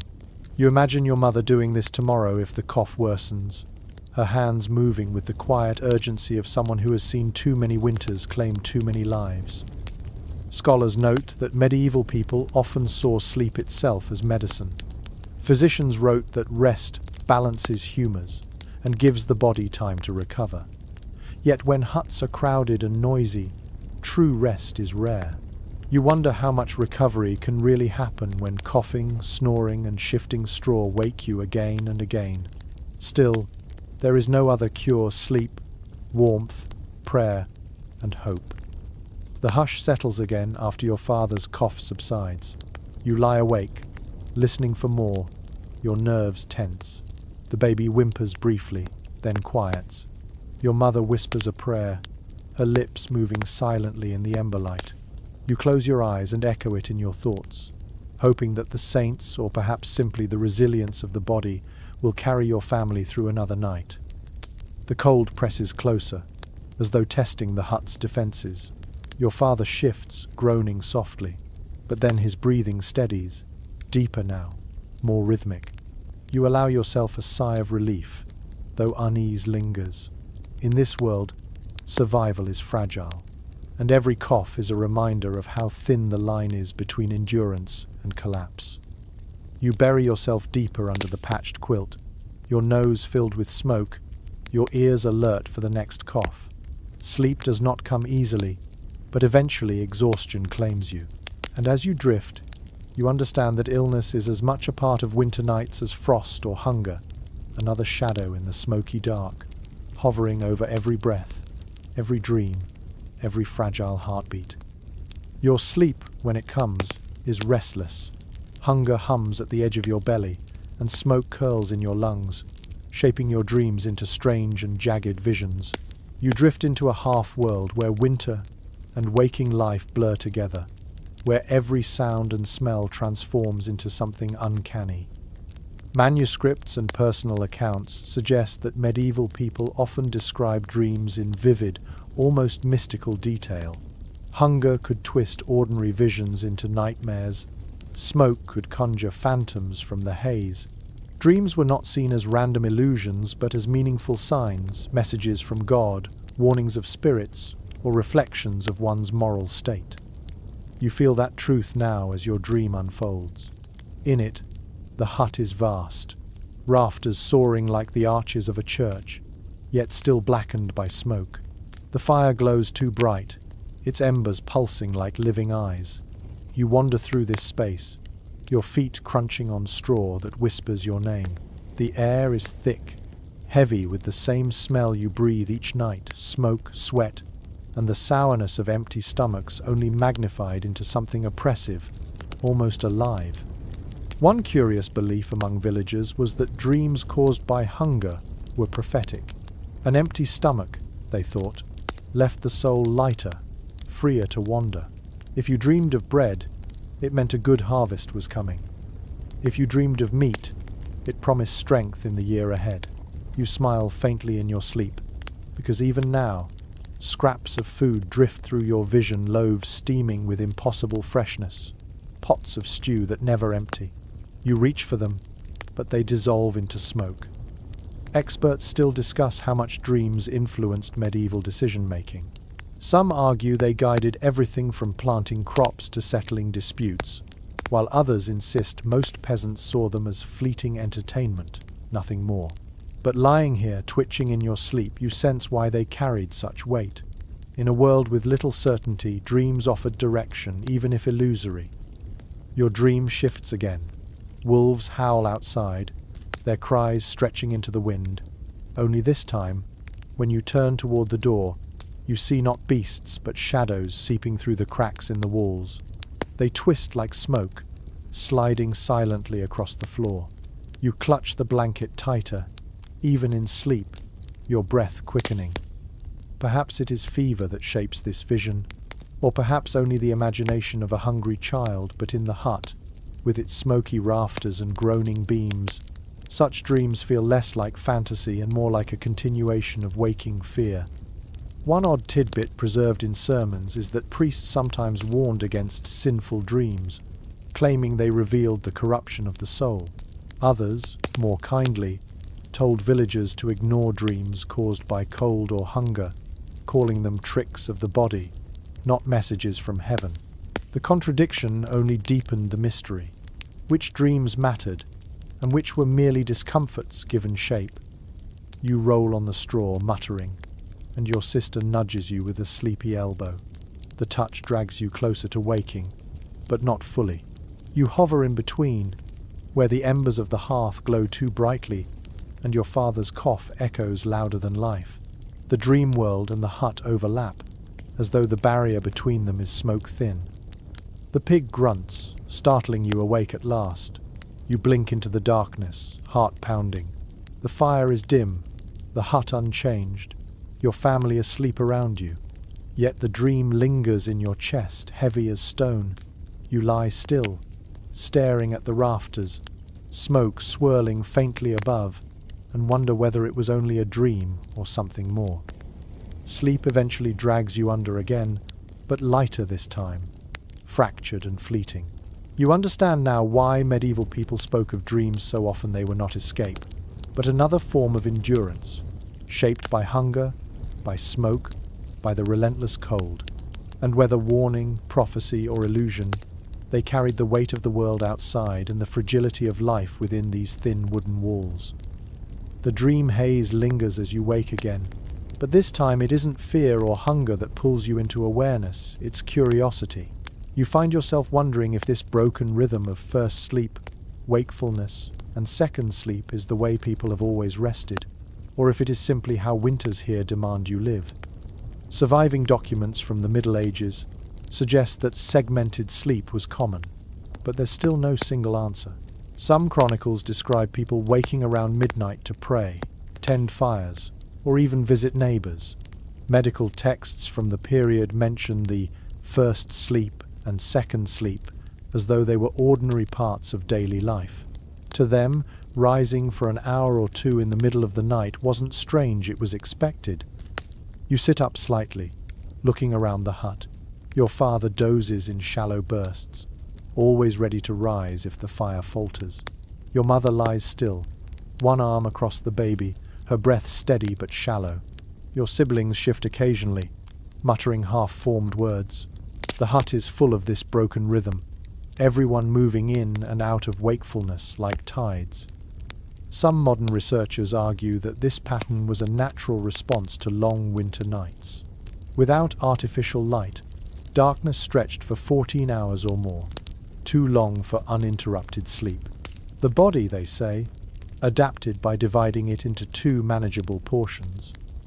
Others believe necessity drove the habit. Fires demanded tending, animals needed checking, and dangers prowled beyond the walls. Both explanations make sense as you sit here in the smoky dark, your body neither fully awake nor fully asleep. One curious reference from a court record describes a villager confessing to mischief during the hours between sleeps. It seems people sometimes used this time for more than prayer or chores, whispered conversations, quiet intimacy, even small gatherings. The thought makes you glance at your parents, wondering if their own whispers sometimes carried more than prayers. There's no firm agreement among historians on how universal this segmented sleep truly was. Did everyone across Europe follow it, or only those in harsher climates where winter nights lasted longer?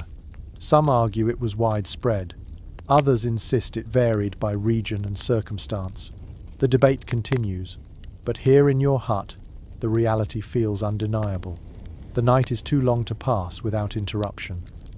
You lie back down, folding your arms under your head, and consider how different this rhythm feels from the idea of one long, unbroken slumber.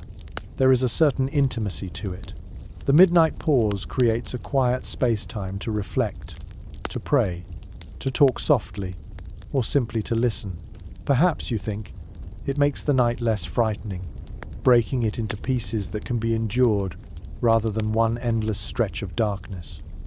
One odd folk belief held that dreams after the first sleep were truer, more reliable, because the body was lighter and the soul freer. You recall your grandmother insisting that morning dreams predicted harvests or illnesses, while early night dreams were meaningless noise. The thought lingers as you close your eyes again, wondering whether your smoky visions of bread and wolves mean something after all. The embers glow faintly under their ash blanket, steady and waiting. You sigh, letting your body sink back into the straw. Around you, others stir and settle in turn. It is a rhythm older than you, perhaps older than memory itself, the body waking, then surrendering, then waking again. And so, you drift towards second sleep, your mind carrying the question with you. Is this simply how humans are meant to rest? Or is it only how you must rest here, in a hut of smoke and frost, with winter pressing hard against thin wooden walls? Either way, you surrender, eyes closing, body slipping once more into the cycle that has shaped countless nights before and will shape countless nights to come. The second sleep deepens, but before long you stir again, this time not because of hunger or fear, but because the hut is suddenly louder. More voices, more breathing, more weight on the straw pallet. You blink into the ember glow and realize what's happened. Another family has joined yours for the night. Accounts from village chronicles reveal that in the harshest winters, neighbors often sheltered together. When cold turned deadly, it was safer to huddle in one space than for each household to brave the night separately. Small huts became crowded arks, filled not only with kin but with cousins, neighbors, even travelers who had no other refuge. It was survival through sheer numbers, where warmth was measured in bodies rather than firewood. You shift to make room, press tighter against your siblings as your aunt settles down beside your mother, wrapping her cloak around a coughing child. On the far side, your uncle lays a rough sack on the floor, using it as bedding. Even the animals seem unsettled by the newcomers. The goat bleats softly. The pig grunts in protest before nestling back into straw. One curious note from parish records mentions disputes that arose during these crowded nights. Arguments flared over space on the pallet, over who deserved more blanket, over whose turn it was to stoke the fire. Yet even amid squabbles, families chose closeness over solitude, better to argue warm than freeze apart. Researchers continue to discuss how frequent this practice of communal sheltering was.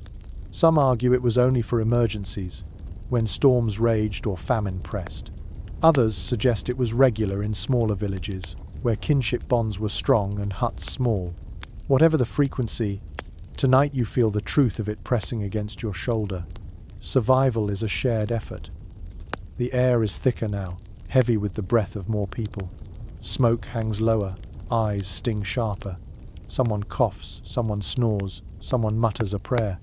The chorus of the hut grows louder, messier, more human.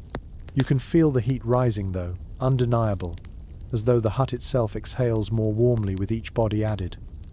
One odd tradition recorded in folklore is that when families shared huts, they sometimes exchanged charms or blessings before sleep. An aunt might tuck a sprig of herbs under her host's pillow, or a cousin might whisper a saint's name for protection. These gestures, small as they were, helped ease tensions in crowded spaces, turning necessity into ritual. You wonder if your aunt will do the same before morning, hiding a charm in the quilt's folds. You try to find sleep again, though it is harder now. A cousin's elbow jabs your side, and your sister squirms, grumbling softly. The straw beneath you shifts and rustles as more weight presses into it.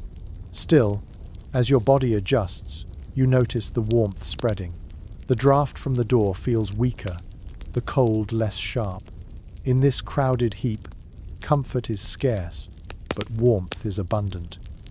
Experts have long debated whether this closeness bred more intimacy or more resentment. Did families emerge stronger from winters spent shoulder to shoulder, or weary of each other's constant presence? Perhaps both. You think of how tomorrow will bring complaints of elbows, of smells, of snoring, but for now, the only thing that matters is that no one is alone. The hut groans again as wind presses against it, but this time you feel steadier. With twice as many people, the night feels less threatening. If wolves lurk outside, they'll find the hut alive with sound. If the frost hag passes by, she'll find the warmth of so many bodies defiant against her chill. You smile faintly, drifting again into drowsiness, your cheek pressed against rough fabric, your ears filled with the noisy, reassuring chaos of survival.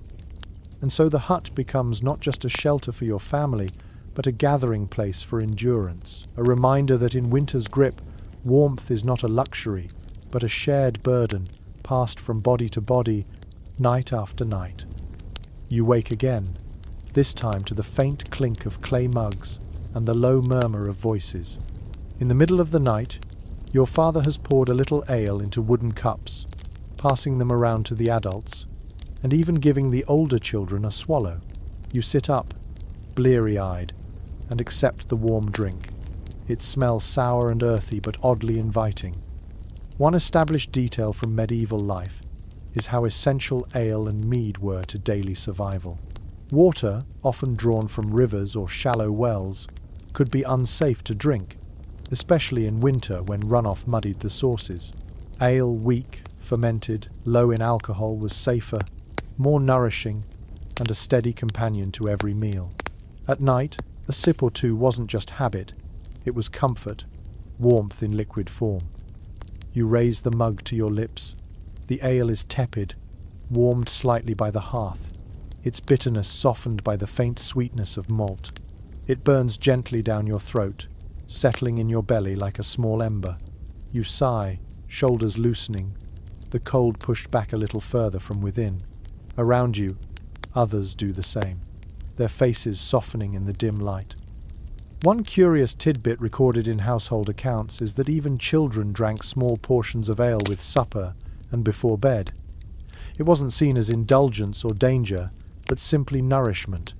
Stronger brews mead made from honey, or spiced wines for the wealthy, were beyond the reach of peasants. For families like yours, ale was daily bread in liquid form. There's ongoing discussion among historians about how much this nightly drink shaped medieval sleep. Some argue that ale acted like a sedative, numbing aches and anxieties, allowing peasants to sink into rest despite discomfort. Others suggest its effect was slight, more ritual than remedy. Sitting here now, the warmth in your chest and the soft haze in your head make you lean toward the first explanation. Your aunt chuckles softly after her sip, her cheeks flushed in the ember glow. Your father smiles faintly, the first trace of relief you've seen on his tired face tonight. Even your mother, always careful and sparing, closes her eyes for a moment, savoring the small luxury. It isn't feast, it isn't firewood, but it is something that makes the night easier to endure. The smell of ale fills the hut, mingling with smoke and sweat. It is sharp but familiar, the scent of every supper, every festival, every weary night. You lick the rim of the cup, chasing the last drops, reluctant to let it go. When your father takes the mug back, you already feel heavier, your limbs warm and sluggish. Experts note that alcohol often blurred the line between nourishment and escape. For peasants, it dulled pain and worry. For nobles, it was a stage for excess. Yet in huts like yours, ale was neither luxury nor vice. It was medicine against the cold, a quiet balm for frayed nerves. You lean back down on the straw, eyes already drooping. Your sister giggles faintly beside you, her words slurred as she mutters about warm bread waiting in dreams. Even the baby, too young for ale, seems calmer in the soot-thick air, soothed by the softened voices of the adults. The hut hums with low conversation now, stories traded in whispers. Someone recalls a summer harvest, someone else murmurs about a wedding feast. The memories spill like mead, sweet and bittersweet, filling the hut with something brighter than the glow of embers. Hope.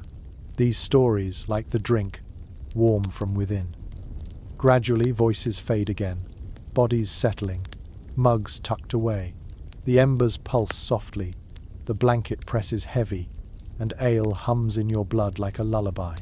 Your last thought before sleep takes you is simple, almost grateful. Even in a winter this brutal, there is still something warm to share, still something to drink, still a way to soften the edges of the night. And with that, you slip into second sleep fully, carried by ale, memory, and the promise of dawn. The ale's warmth lingers in your chest, but soon the night presses its weight again. This time, it's not the cold or the creak of timbers that wakes you, but the faint sound of whispered prayers. You blink into the dark and see your mother's lips moving silently, her hands clasped tightly over the baby as though she's shielding him with more than arms. Medieval households leaned heavily on devotion during long winters. Saints, relics, and prayers wove themselves into daily rhythms, but at night their role felt sharper. The darkness was thick with dangers. Wolves, sickness, hunger, frost, and faith became a shield, no thicker than breath, yet strong enough to calm the heart. You listen to her whisper now. The words are familiar, a prayer to Saint Bridget, protector of hearths, asking her to guard the fire and keep frost from creeping inside. Sometimes she prays to Saint Blaise, patron of throats, when coughing grows worse in the hut. Other times it is Saint Joseph, invoked for shelter and safety. The saints are like unseen neighbours, their presence invited into the hut as though another body might add warmth. One curious custom found in rural records is the placing of small relics, bits of cloth said to touch a saint, or crude wooden crosses beneath pillows or beside the hearth. Some families even stitched them into quilts, believing the holy object extended its blessing into every corner of the hut. You remember your grandmother hiding a tiny wooden cross in the rafters where smoke curled past it each night. "Let the smoke carry prayers upward," she had said, her voice cracked but firm. Scholarly voices remain divided over how much genuine comfort such rituals brought, versus how much they reflected church expectation. Were peasants truly anchored by these nightly prayers, or did they whisper them out of habit, afraid of what might happen if they didn't? You watch your mother's expression in the ember light and know it doesn't matter. Belief itself is a form of warmth, just as real as fur or fire. Your father stirs, adding his own low murmur. His words are less formal, more like a plea. Strength for the woodpile, health for the children, another day of survival. Faith doesn't erase fear, but it shapes it, turns it into something that can be named and spoken. In the naming, it becomes lighter to bear. You shift under the quilt, remembering how prayers sometimes blended with charms and superstitions. Salt sprinkled at the door, herbs tucked under the bedding, words whispered over embers, none of it felt contradictory. Religion and folk belief braided together, forming a rope of hope strong enough to cling to. One odd practice mentioned in chronicles is the bedtime blessing of the animals. Families would cross themselves and then gesture toward their pig, goat, or hens, murmuring a line of protection. Animals, too, were seen as vulnerable to frost and spirits. Watching your mother's eyes dart briefly toward the pig's corner, you realize she carries that habit too, her devotion wrapping around every living thing in the hut. The baby sighs and nuzzles into her chest, quieting as though soothed by her words. Your sister stirs, half asleep, and mimics the gesture of crossing herself without opening her eyes. Even you find your lips moving in silence, repeating words you don't fully understand but know by heart. Experts often note how religion gave medieval people a sense of continuity. Each night's prayer echoed the last, connecting one winter to another, one generation to the next. In a world where survival felt uncertain, devotion stitched life together, a thread that carried people through. The hut seems softer now, calmer. The embers glow steadily, the animals rest quietly, the wind outside fades to a whisper. Whether it is the power of saints or simply the comfort of ritual, you feel steadier too. Fear loosens, replaced by a gentle heaviness in your limbs. You close your eyes, your last thought not of wolves or hunger, but of the fragile, invisible shield woven by whispered prayers. They cannot stop the frost from pressing at the door, but they can wrap the heart in something warmer than cloth. And sometimes, in winters like this, that is enough to carry you back into sleep. The hush of prayers has barely faded when another sound intrudes, the deep groan of the timbers as wind lashes the walls. The hut trembles, its joints creaking like an old ship on stormy seas. You open your eyes again, staring upward as flakes of frost sift down from the rafters, shaken loose by the storm. Contemporary descriptions from travellers often remark on how fragile peasant huts felt during winter storms. Built of rough-hewn logs or wattle and daub, they held back cold and wind only so much. When gales swept across the village, walls flexed, roofs rattled, and thatch threatened to lift away entirely. Inside, families huddled together, listening to every groan as if waiting for collapse. You feel that anxiety now. The wind howls through the forest outside, hitting the hut with sudden gusts that make the door rattle on its frame. The draft sneaks in instantly, chilling your cheeks. A cousin mutters in his sleep and pulls the quilt tighter, while your father grips his staff, his body tense even as he lies down. Everyone feels it, the storm pressing against your fragile shell of survival. One curious detail in village records is that children were sometimes told to press their hands against the walls during storms, as though their small weight might help hold the hut steady. You remember doing this as a child, palms flat on the rough boards, whispering that you were keeping the house from blowing away. Tonight, you almost feel the urge to try again, though you know it would change nothing. Scholars have long debated just how effective these huts were against extreme weather. Some argue that well-built timber structures, packed with clay and dung, were surprisingly sturdy. Others point to frequent records of roof collapses and wall failures under heavy snow. The truth likely lay in between skill, luck, and constant repair determined whether a family slept safe or not. The sounds inside intensify under the storm's weight. The fire hisses as wind sneaks through cracks, feeding the embers with sudden bursts of air. The roof sighs under the burden of snow sliding down, each thud making sleepers jolt. A chicken flaps wildly before settling again, unsettled by the vibrations. Even the pig lets out a sharp grunt, as though reminding the storm that the hut is full of life and will not be shaken easily. One odd folk practice for nights like this was scattering ashes across the threshold, believed to confuse malevolent spirits carried by the wind. Families sometimes added iron nails or knives stuck into door frames as talismans against collapse. You glance at the doorway now and see the faint glint of your father's iron blade leaning nearby. Whether charm or tool, it steadies you to know it's there. You lie still, listening, heart thumping with each groan of the walls. The hut is not just wood and straw, it feels alive, breathing and straining like another member of the family. You whisper in your thoughts, almost like a prayer. Hold fast, don't break, stay with us. Experts suggest that storms like these shaped not only sleep but imagination. Tales of spirits riding the wind, of witches flying through night gales, of saints battling demons above the clouds. These grew from nights spent lying awake, listening to roofs tremble and doors shake. In the fragile dark, every sound could become a story. Gradually, though, your body adapts. The storm is loud, yes, but it has rhythm. The howl, the rattle, the groan it repeats, familiar in its violence.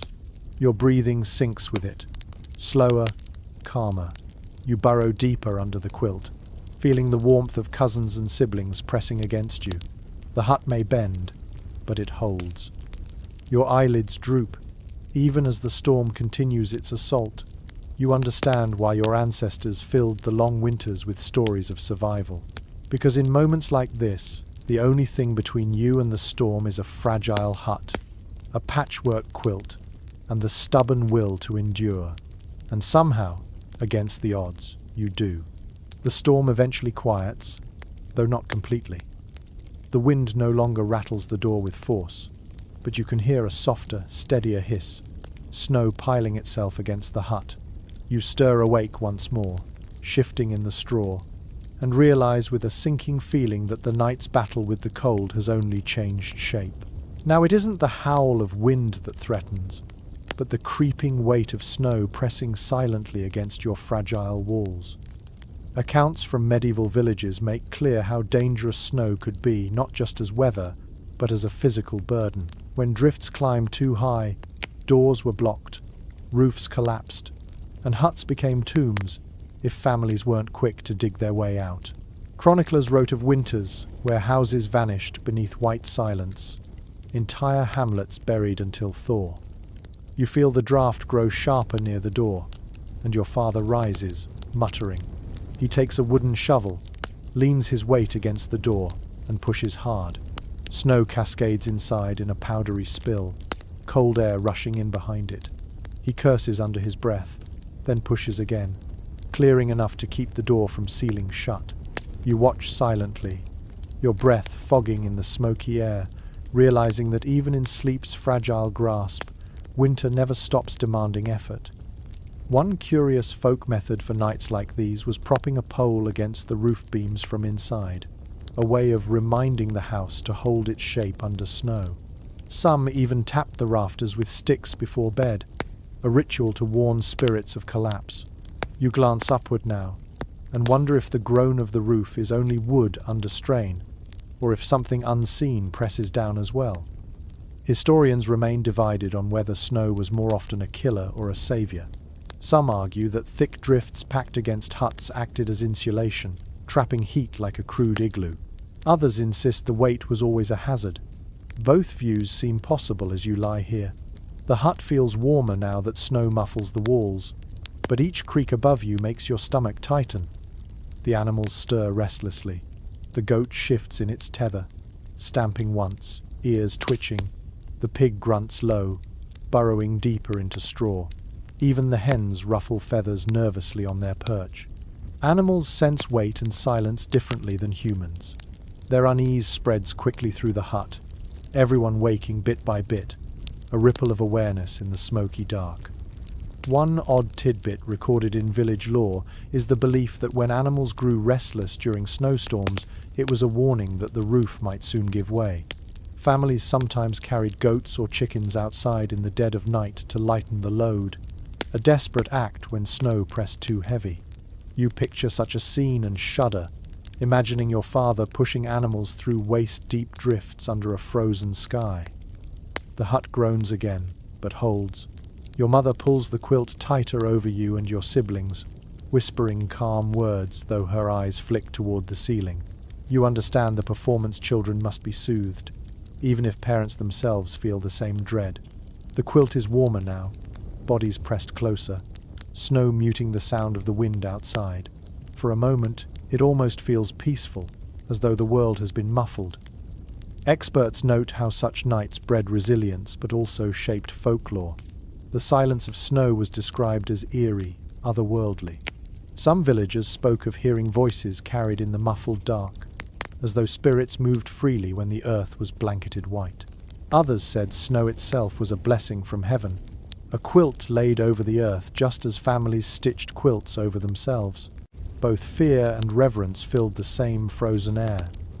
You press your hand against the wall, feeling the faint cold of snow through the boards.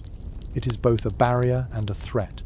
Your eyes close again, mind drifting between the warmth of the quilt and the image of white drifts pressing against the hut. The night continues, heavy but steady. The roof creaks, the animals shift. Your father mutters a prayer while settling back beside your mother. And you, pressed tight between siblings, surrender once more to slumber, trusting the hut, the beams, and the sheer stubbornness of survival to hold the snow at bay until morning light. The snow's pressure eases as dawn inches closer, but you wake once more, not from cold, not from fear, but from the discomfort of too many bodies crammed together. The straw mattress beneath you feels smaller every hour, compressed by the weight of kin, neighbors, and animals. Your shoulder aches where your cousin has rolled against it, and your legs are numb from being pinned under your brother's knee. Descriptions from medieval accounts remind us that overcrowding was the rule, not the exception. Privacy was a concept almost unknown to peasant families. Whole households, and sometimes extended kin, shared a single sleeping space. In winter, there was no thought of dignity or personal comfort. The only question was whether the collective body heat outweighed the discomfort of limbs tangled together. You push gently against your cousin's elbow, trying to reclaim a scrap of space, but he only grumbles and tightens his blanket. You sigh, turning instead toward your sister, whose hair tickles your nose. Everywhere you move, you brush against someone else. The hut feels less like a home and more like a crowded ship at sea, everyone packed tight, surviving together in fragile balance. One curious note in folk traditions is that families often developed sleeping hierarchies. Elders claimed the outer edges of the bedding, both to guard against drafts and to shield younger children in the middle. Teenagers were sometimes pushed toward the coldest corners, expected to endure with youthful resilience. Tonight you notice the pattern. Your parents on the edges, younger siblings clustered in the middle, you caught somewhere between duty and comfort. There's debate among social historians about whether this close sleeping fostered intimacy or tension. Some argue that shared warmth bred stronger family bonds. Others suggest that constant lack of privacy led to quarrels and resentment. You can feel both truths in your own body: comfort in your sister's warmth, irritation at your cousin's elbow. The smells of overcrowding are strong tonight. Sweat clings to the quilt, mingling with the sour tang of ale still on your father's breath, the musky odor of animals, and the sharp scent of smoke. The air is so thick you almost feel it pressing down, heavier than the quilt itself. Yet within that heaviness lies reassurance. So many heartbeats, so much breath, proof that life endures. One odd tidbit from parish records mentions that when huts were most crowded, children sometimes played games of guessing who was snoring. They learned to identify relatives by sound, laughing quietly even in the dark. You smile faintly at the thought, hearing your uncle's thunderous rumble from the far side of the hut, and your aunt's higher-pitched whistle. Even discomfort has its amusements. You shift again, pressing your back against the wall for relief, though the boards are cold and rough. Your hand brushes against frost creeping along the inner surface, reminding you how thin the barrier island, but when your sister nestles closer, her breath warm against your cheek, the contrast eases. Experts often highlight how this communal sleeping blurred the boundaries between individual and collective life. Decisions were made together, stories shared together, dreams overheard in the middle of the night. In such closeness, there was little room for secrecy. You think now of how your father mutters prayers aloud, how your mother hums lullabies, how cousins grumble about dreams. Everything is public, even in sleep. Gradually, the discomfort softens as exhaustion returns. Your limbs adjust to the tangle, finding some crooked arrangement where you can breathe. The press of bodies, though irritating, is also steadying. Alone, the cold would devour you. Together, it becomes bearable. Your eyes close, ears filled with the layered sounds of breathing, snoring, and shifting. The hut feels like a single creature now, dozens of lungs moving in uneven rhythm, hearts thudding in scattered unison. You are one part of its body, inseparable from the whole. And with that thought, you let yourself drift back into sleep, lulled not by comfort but by the sheer weight of human closeness, the warmth of many lives crowded into one fragile wooden hut, enduring the brutal winter together. The weight of bodies keeps you warm, but warmth is never steady. You wake again when someone shifts the quilt too far to one side. A rush of cold air slips in through the drafty cracks, stabbing your skin like needles. You pull desperately at the blanket, tugging it back over your shoulders, but in a crowded heap, coverings are always a tug of war. Medieval inventories and household notes remind us how precious blankets and coverings were. For wealthy families, there were woolen cloaks, fur throws, and feather quilts. For peasants, there were patched quilts, coarse woolen mantles, or sometimes nothing more than a cloak worn by day and repurposed at night. The coverings weren't just comfort, they were shields against death in the coldest months. You bury your chin beneath the heavy cloth, trying to find where warmth still lingers. The edges are damp, stained from melted snow, tracked in during the evening. Your cousin tugs at it too, and for a moment you glare in the darkness, though you know he's as desperate as you. One curious folk practice in parts of Europe was placing heated bricks or stones at the foot of the bed, wrapped in rags, to keep toes from freezing. In huts like yours, sometimes embers were placed in clay pots, carefully sealed, then tucked near the bedding. Dangerous, yes, but worth the risk when frost bit deep. You imagine how welcome such warmth would feel now against your numbed feet. Experts argue whether peasants slept under fur more often than records suggest. Fur blankets appear in wills and dowries, but rarely in village accounts. Some scholars believe poor families kept hides primarily for clothing, while others argue that in desperate winters, furs were spread across the bedding heap. You remember once curling beneath a sheepskin. The lanolin smells strong, but the warmth unforgettable. The blanket covering you now is less glamorous. Wool patched with linen, a strip of fur stitched haphazardly at the edge. It scratches your skin and smells of smoke, sweat, and damp earth. Yet you cling to it fiercely. It is imperfect, but it is the only barrier between your body and the icy drafts that slip through the hut's seams. One odd tidbit from rural tradition was the belief that red cloth warded off illness. Families sometimes added a red patch deliberately to quilts, thinking it carried protective power. You glance in the dim ember light and catch a glimpse of one such patch sewn near the edge, a faded crimson square, its colour dulled but still visible.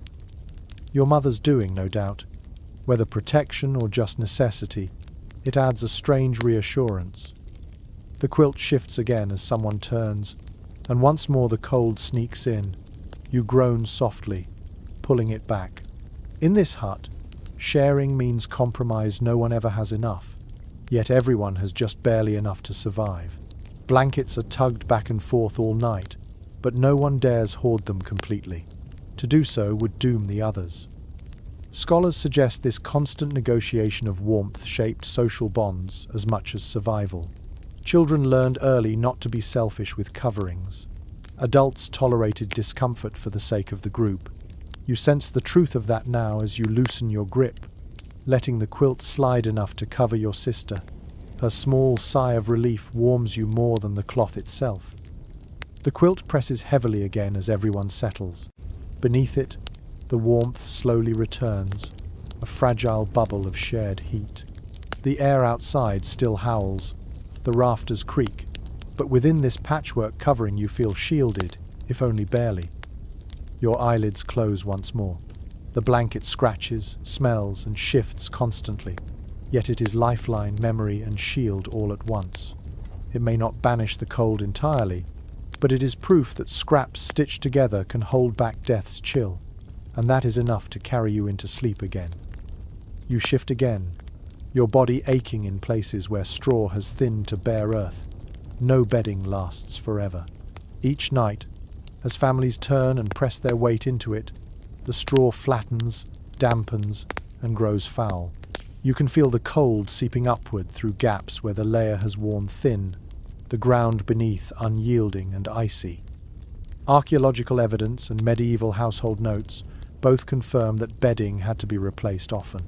Straw pallets were never permanent fixtures, they were seasonal, sometimes renewed every few weeks, sometimes stretched until spring depending on resources. In winter, when snow covered the fields, collecting fresh straw or rushes was difficult.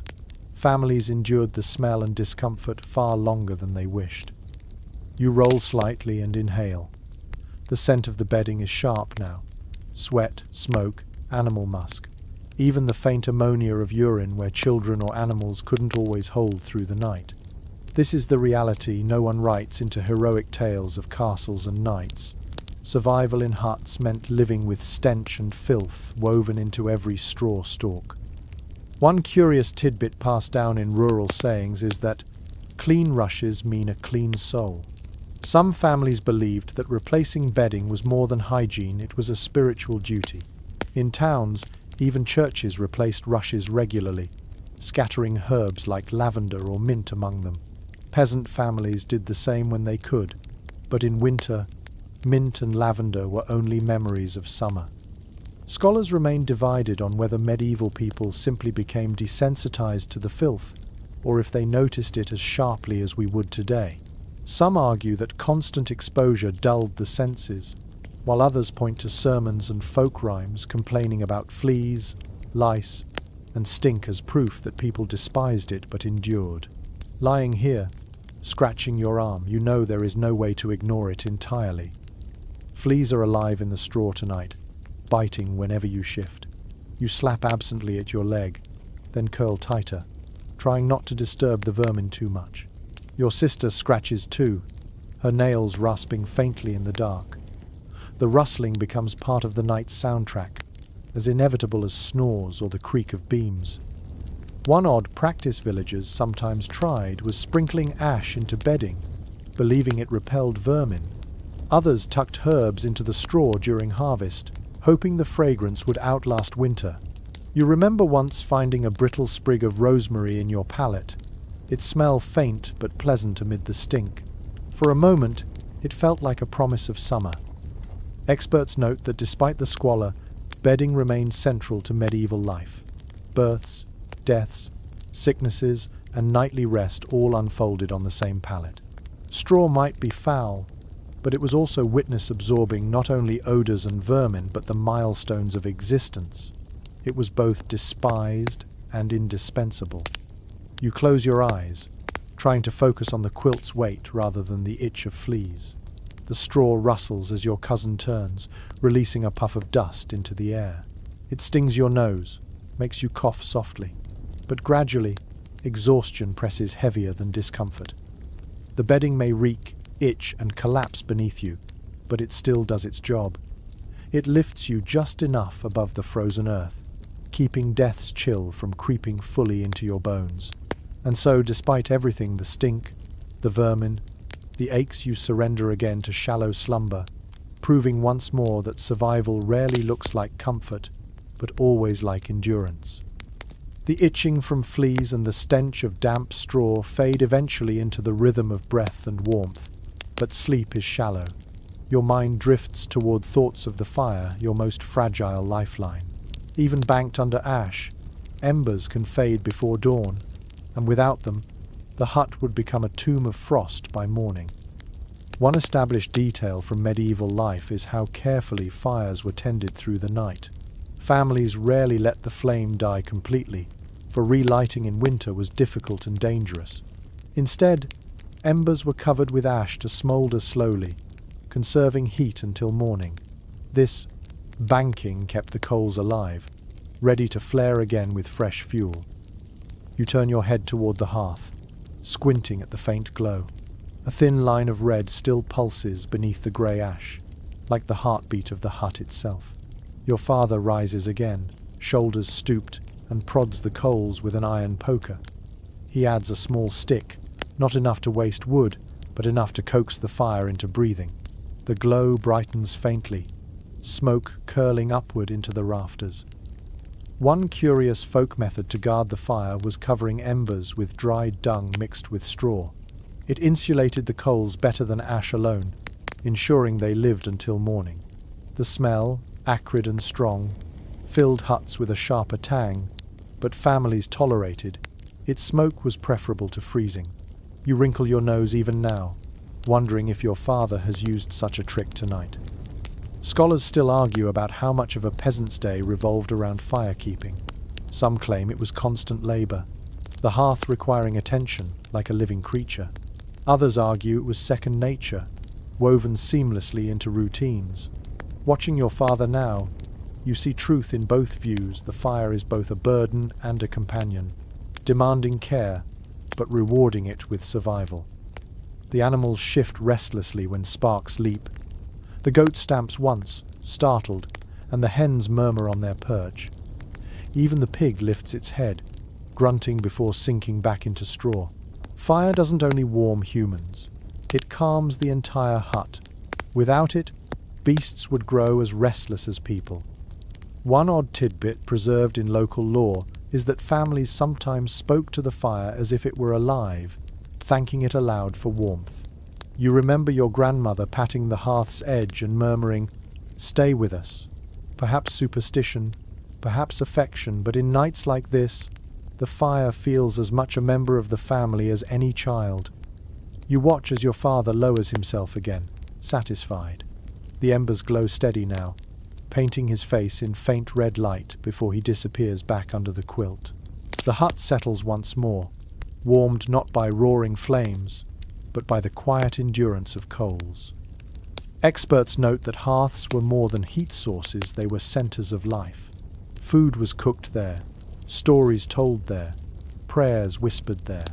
Even in sleep, the fire remained the hut's heart, fragile but enduring. Lose it, and the family faced not just discomfort, but death. You sigh, comforted by the glow. The smoke is thick, stinging your eyes, but you are grateful for it. You close your eyes again, letting the knowledge of embers alive and waiting ease your mind. Sleep wraps around you like the quilt, fragile but sufficient. The fire will not burn out tonight. It will hold until dawn, as it has every night before, carried by vigilance, tradition, and stubborn human will. And with that assurance, you sink deeper into slumber, knowing that the hut's faint heartbeat still pulses in the hearth. The ember's glow steadies the hut, but you wake once more, not from cold or noise, but from the sheer press of the night itself. It feels endless, as though dawn will never come. The darkness has thickened, wrapping around you so tightly it feels almost like a second quilt, heavy, suffocating, and eternal. Medieval chronicles often mention how long nights weighed on the mind. In Northern Europe especially, winter darkness stretched for 14 or more hours, and without candles or lamps, peasants lived mostly in shadow. The length of night was as much a challenge as the cold, gnawing at hope and patience. You stare upward, eyes straining for any light beyond the rafters. Only the faintest silver leaks through cracks in the roof, moonlight or starlight softened by snow. The hut itself seems swallowed, a box adrift in an ocean of black. Even the red glow of the embers seems small, fragile, as though it could be snuffed out by a single breath. One curious custom described in monastic writings was counting prayers, or reciting memorized psalms to pass the hours. Without clocks, time was measured in ritual or repetition. Families whispered litanies together, or individuals muttered words alone in the dark. Sometimes, children were told to count breaths or beads of rosaries until sleep returned. You try the same now, counting your breaths 1, 2, 3 as though numbers might shorten the night.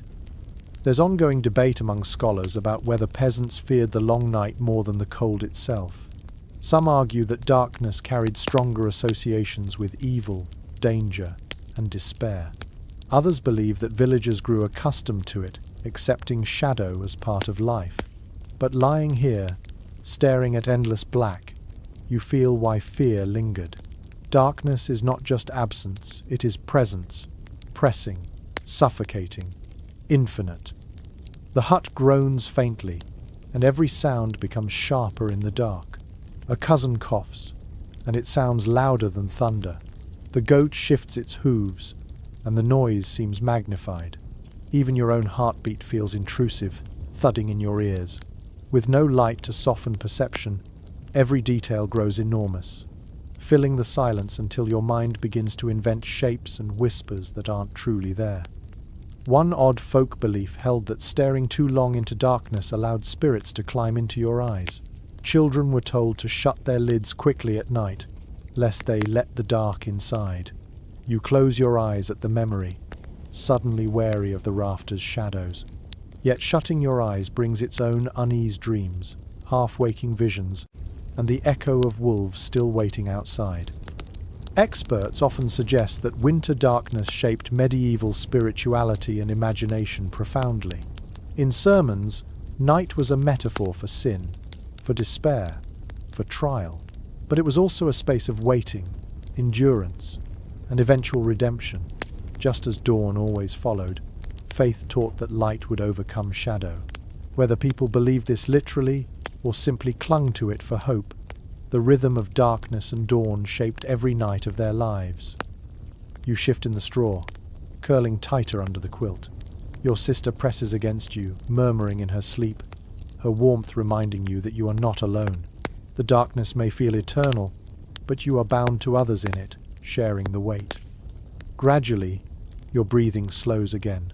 The heaviness of the night remains, but it is softened by the presence of your family, their bodies steady as anchors in the sea of dark. The hut is still afloat, the fire still alive, the dawn, though invisible, still promised. And with that small assurance, you drift again into uneasy dreams, carried by the knowledge that no night lasts forever, even when it feels endless. You wake once more, But this time something feels different. The air still smells of smoke and sweat, the straw still scratches beneath you, and bodies still press close, but faint light filters through the cracks in the roof. It is not strong, not yet sun, but it is there. Dawn has begun to stir. One detail preserved in medieval accounts is how villagers often rose before sunrise, guided by the faintest grey light. Night was long, but work awaited even before the sky brightened. For peasants, dawn was not a luxury of rest, but the call to labour feeding animals, breaking ice for water, preparing the day's meagre meal. Yet, even in exhaustion, dawn carried relief. It meant the hut had endured another night without collapse, wolves, or death. You push yourself up slowly, stretching stiff limbs. Around you, others groan and shift. The baby fusses, sensing change before sight. Your father lifts his head, eyes bleary but determined, already reaching for his boots. The pig snorts, shaking straw from its back. Even the hens stir, feathers rustling in faint anticipation.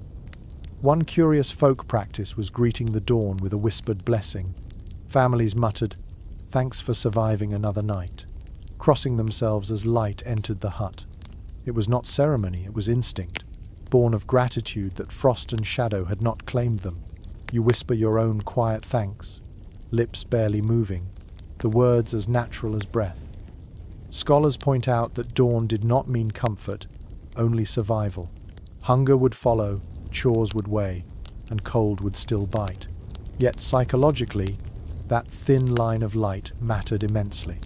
It meant time had moved, winter had not won, the endless night had been endured.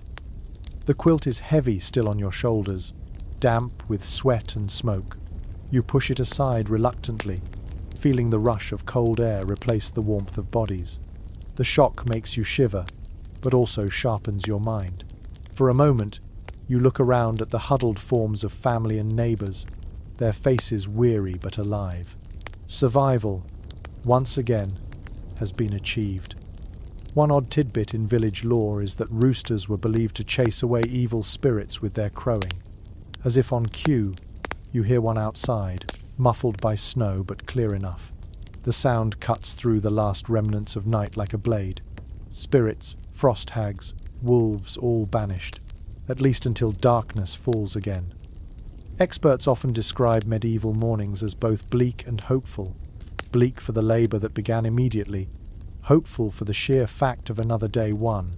You feel that truth now as you rub your eyes, watching your mother stir, her voice low as she hums a morning prayer while shaking crumbs of straw from her hair. The embers glow faintly, ready to be coaxed back into flame. The hut still stands, walls still upright despite the night's storm. The snow outside may be high, but inside, life endures. You take a deep breath, the smoky air filling your lungs, and allow yourself a final moment of stillness before the day begins. Because this is the rhythm of winter life. Nights of fear, cold, and endurance, followed by mornings of survival. Each day carries the same trials, the same hunger, the same fragile fire, but also the same victory, small but profound. You have outlasted the night. And now, as the story softens, let yourself drift with it. The family in the wooden hut has endured another brutal night, wrapped in smoke, straw, and each other's warmth. Their struggles, fleas in the bedding, snow pressing on the roof, wolves howling outside were real, yet so too was their resilience. Night after night, they repeated this ritual of survival, and dawn always came, even when it felt impossibly far away. As you breathe slowly now, picture the embers glowing faintly in the hearth. They are small, but steady, carrying just enough warmth to comfort weary bodies. Imagine the quilt pulled up to your chin, its weight heavy but protective, stitched with scraps of memory and care. Around you, the muffled sound of breath and soft snoring is not distraction but reassurance, proof that life continues in fragile harmony. The cold outside cannot touch you here. The snow may fall endlessly, the wind may shake the walls, but inside this hut there is shelter, warmth, and belonging. Close your eyes and let the crackle of the fire, the rustle of straw, and the rhythm of sleep carry you further into calm. Remember, no night is endless. Darkness always yields to light. Just as peasants centuries ago endured their winters with patience and faith, so too can you let the weight of the night rest easy on your shoulders. You are safe in this story, safe in its rhythm, safe in its hush. So breathe in and breathe out, slowly, steadily, gently. Let your body grow heavier, your thoughts quieter, your heart steadier. Allow the long night to fade behind you and drift, as they did, into peaceful rest. Sweet dreams.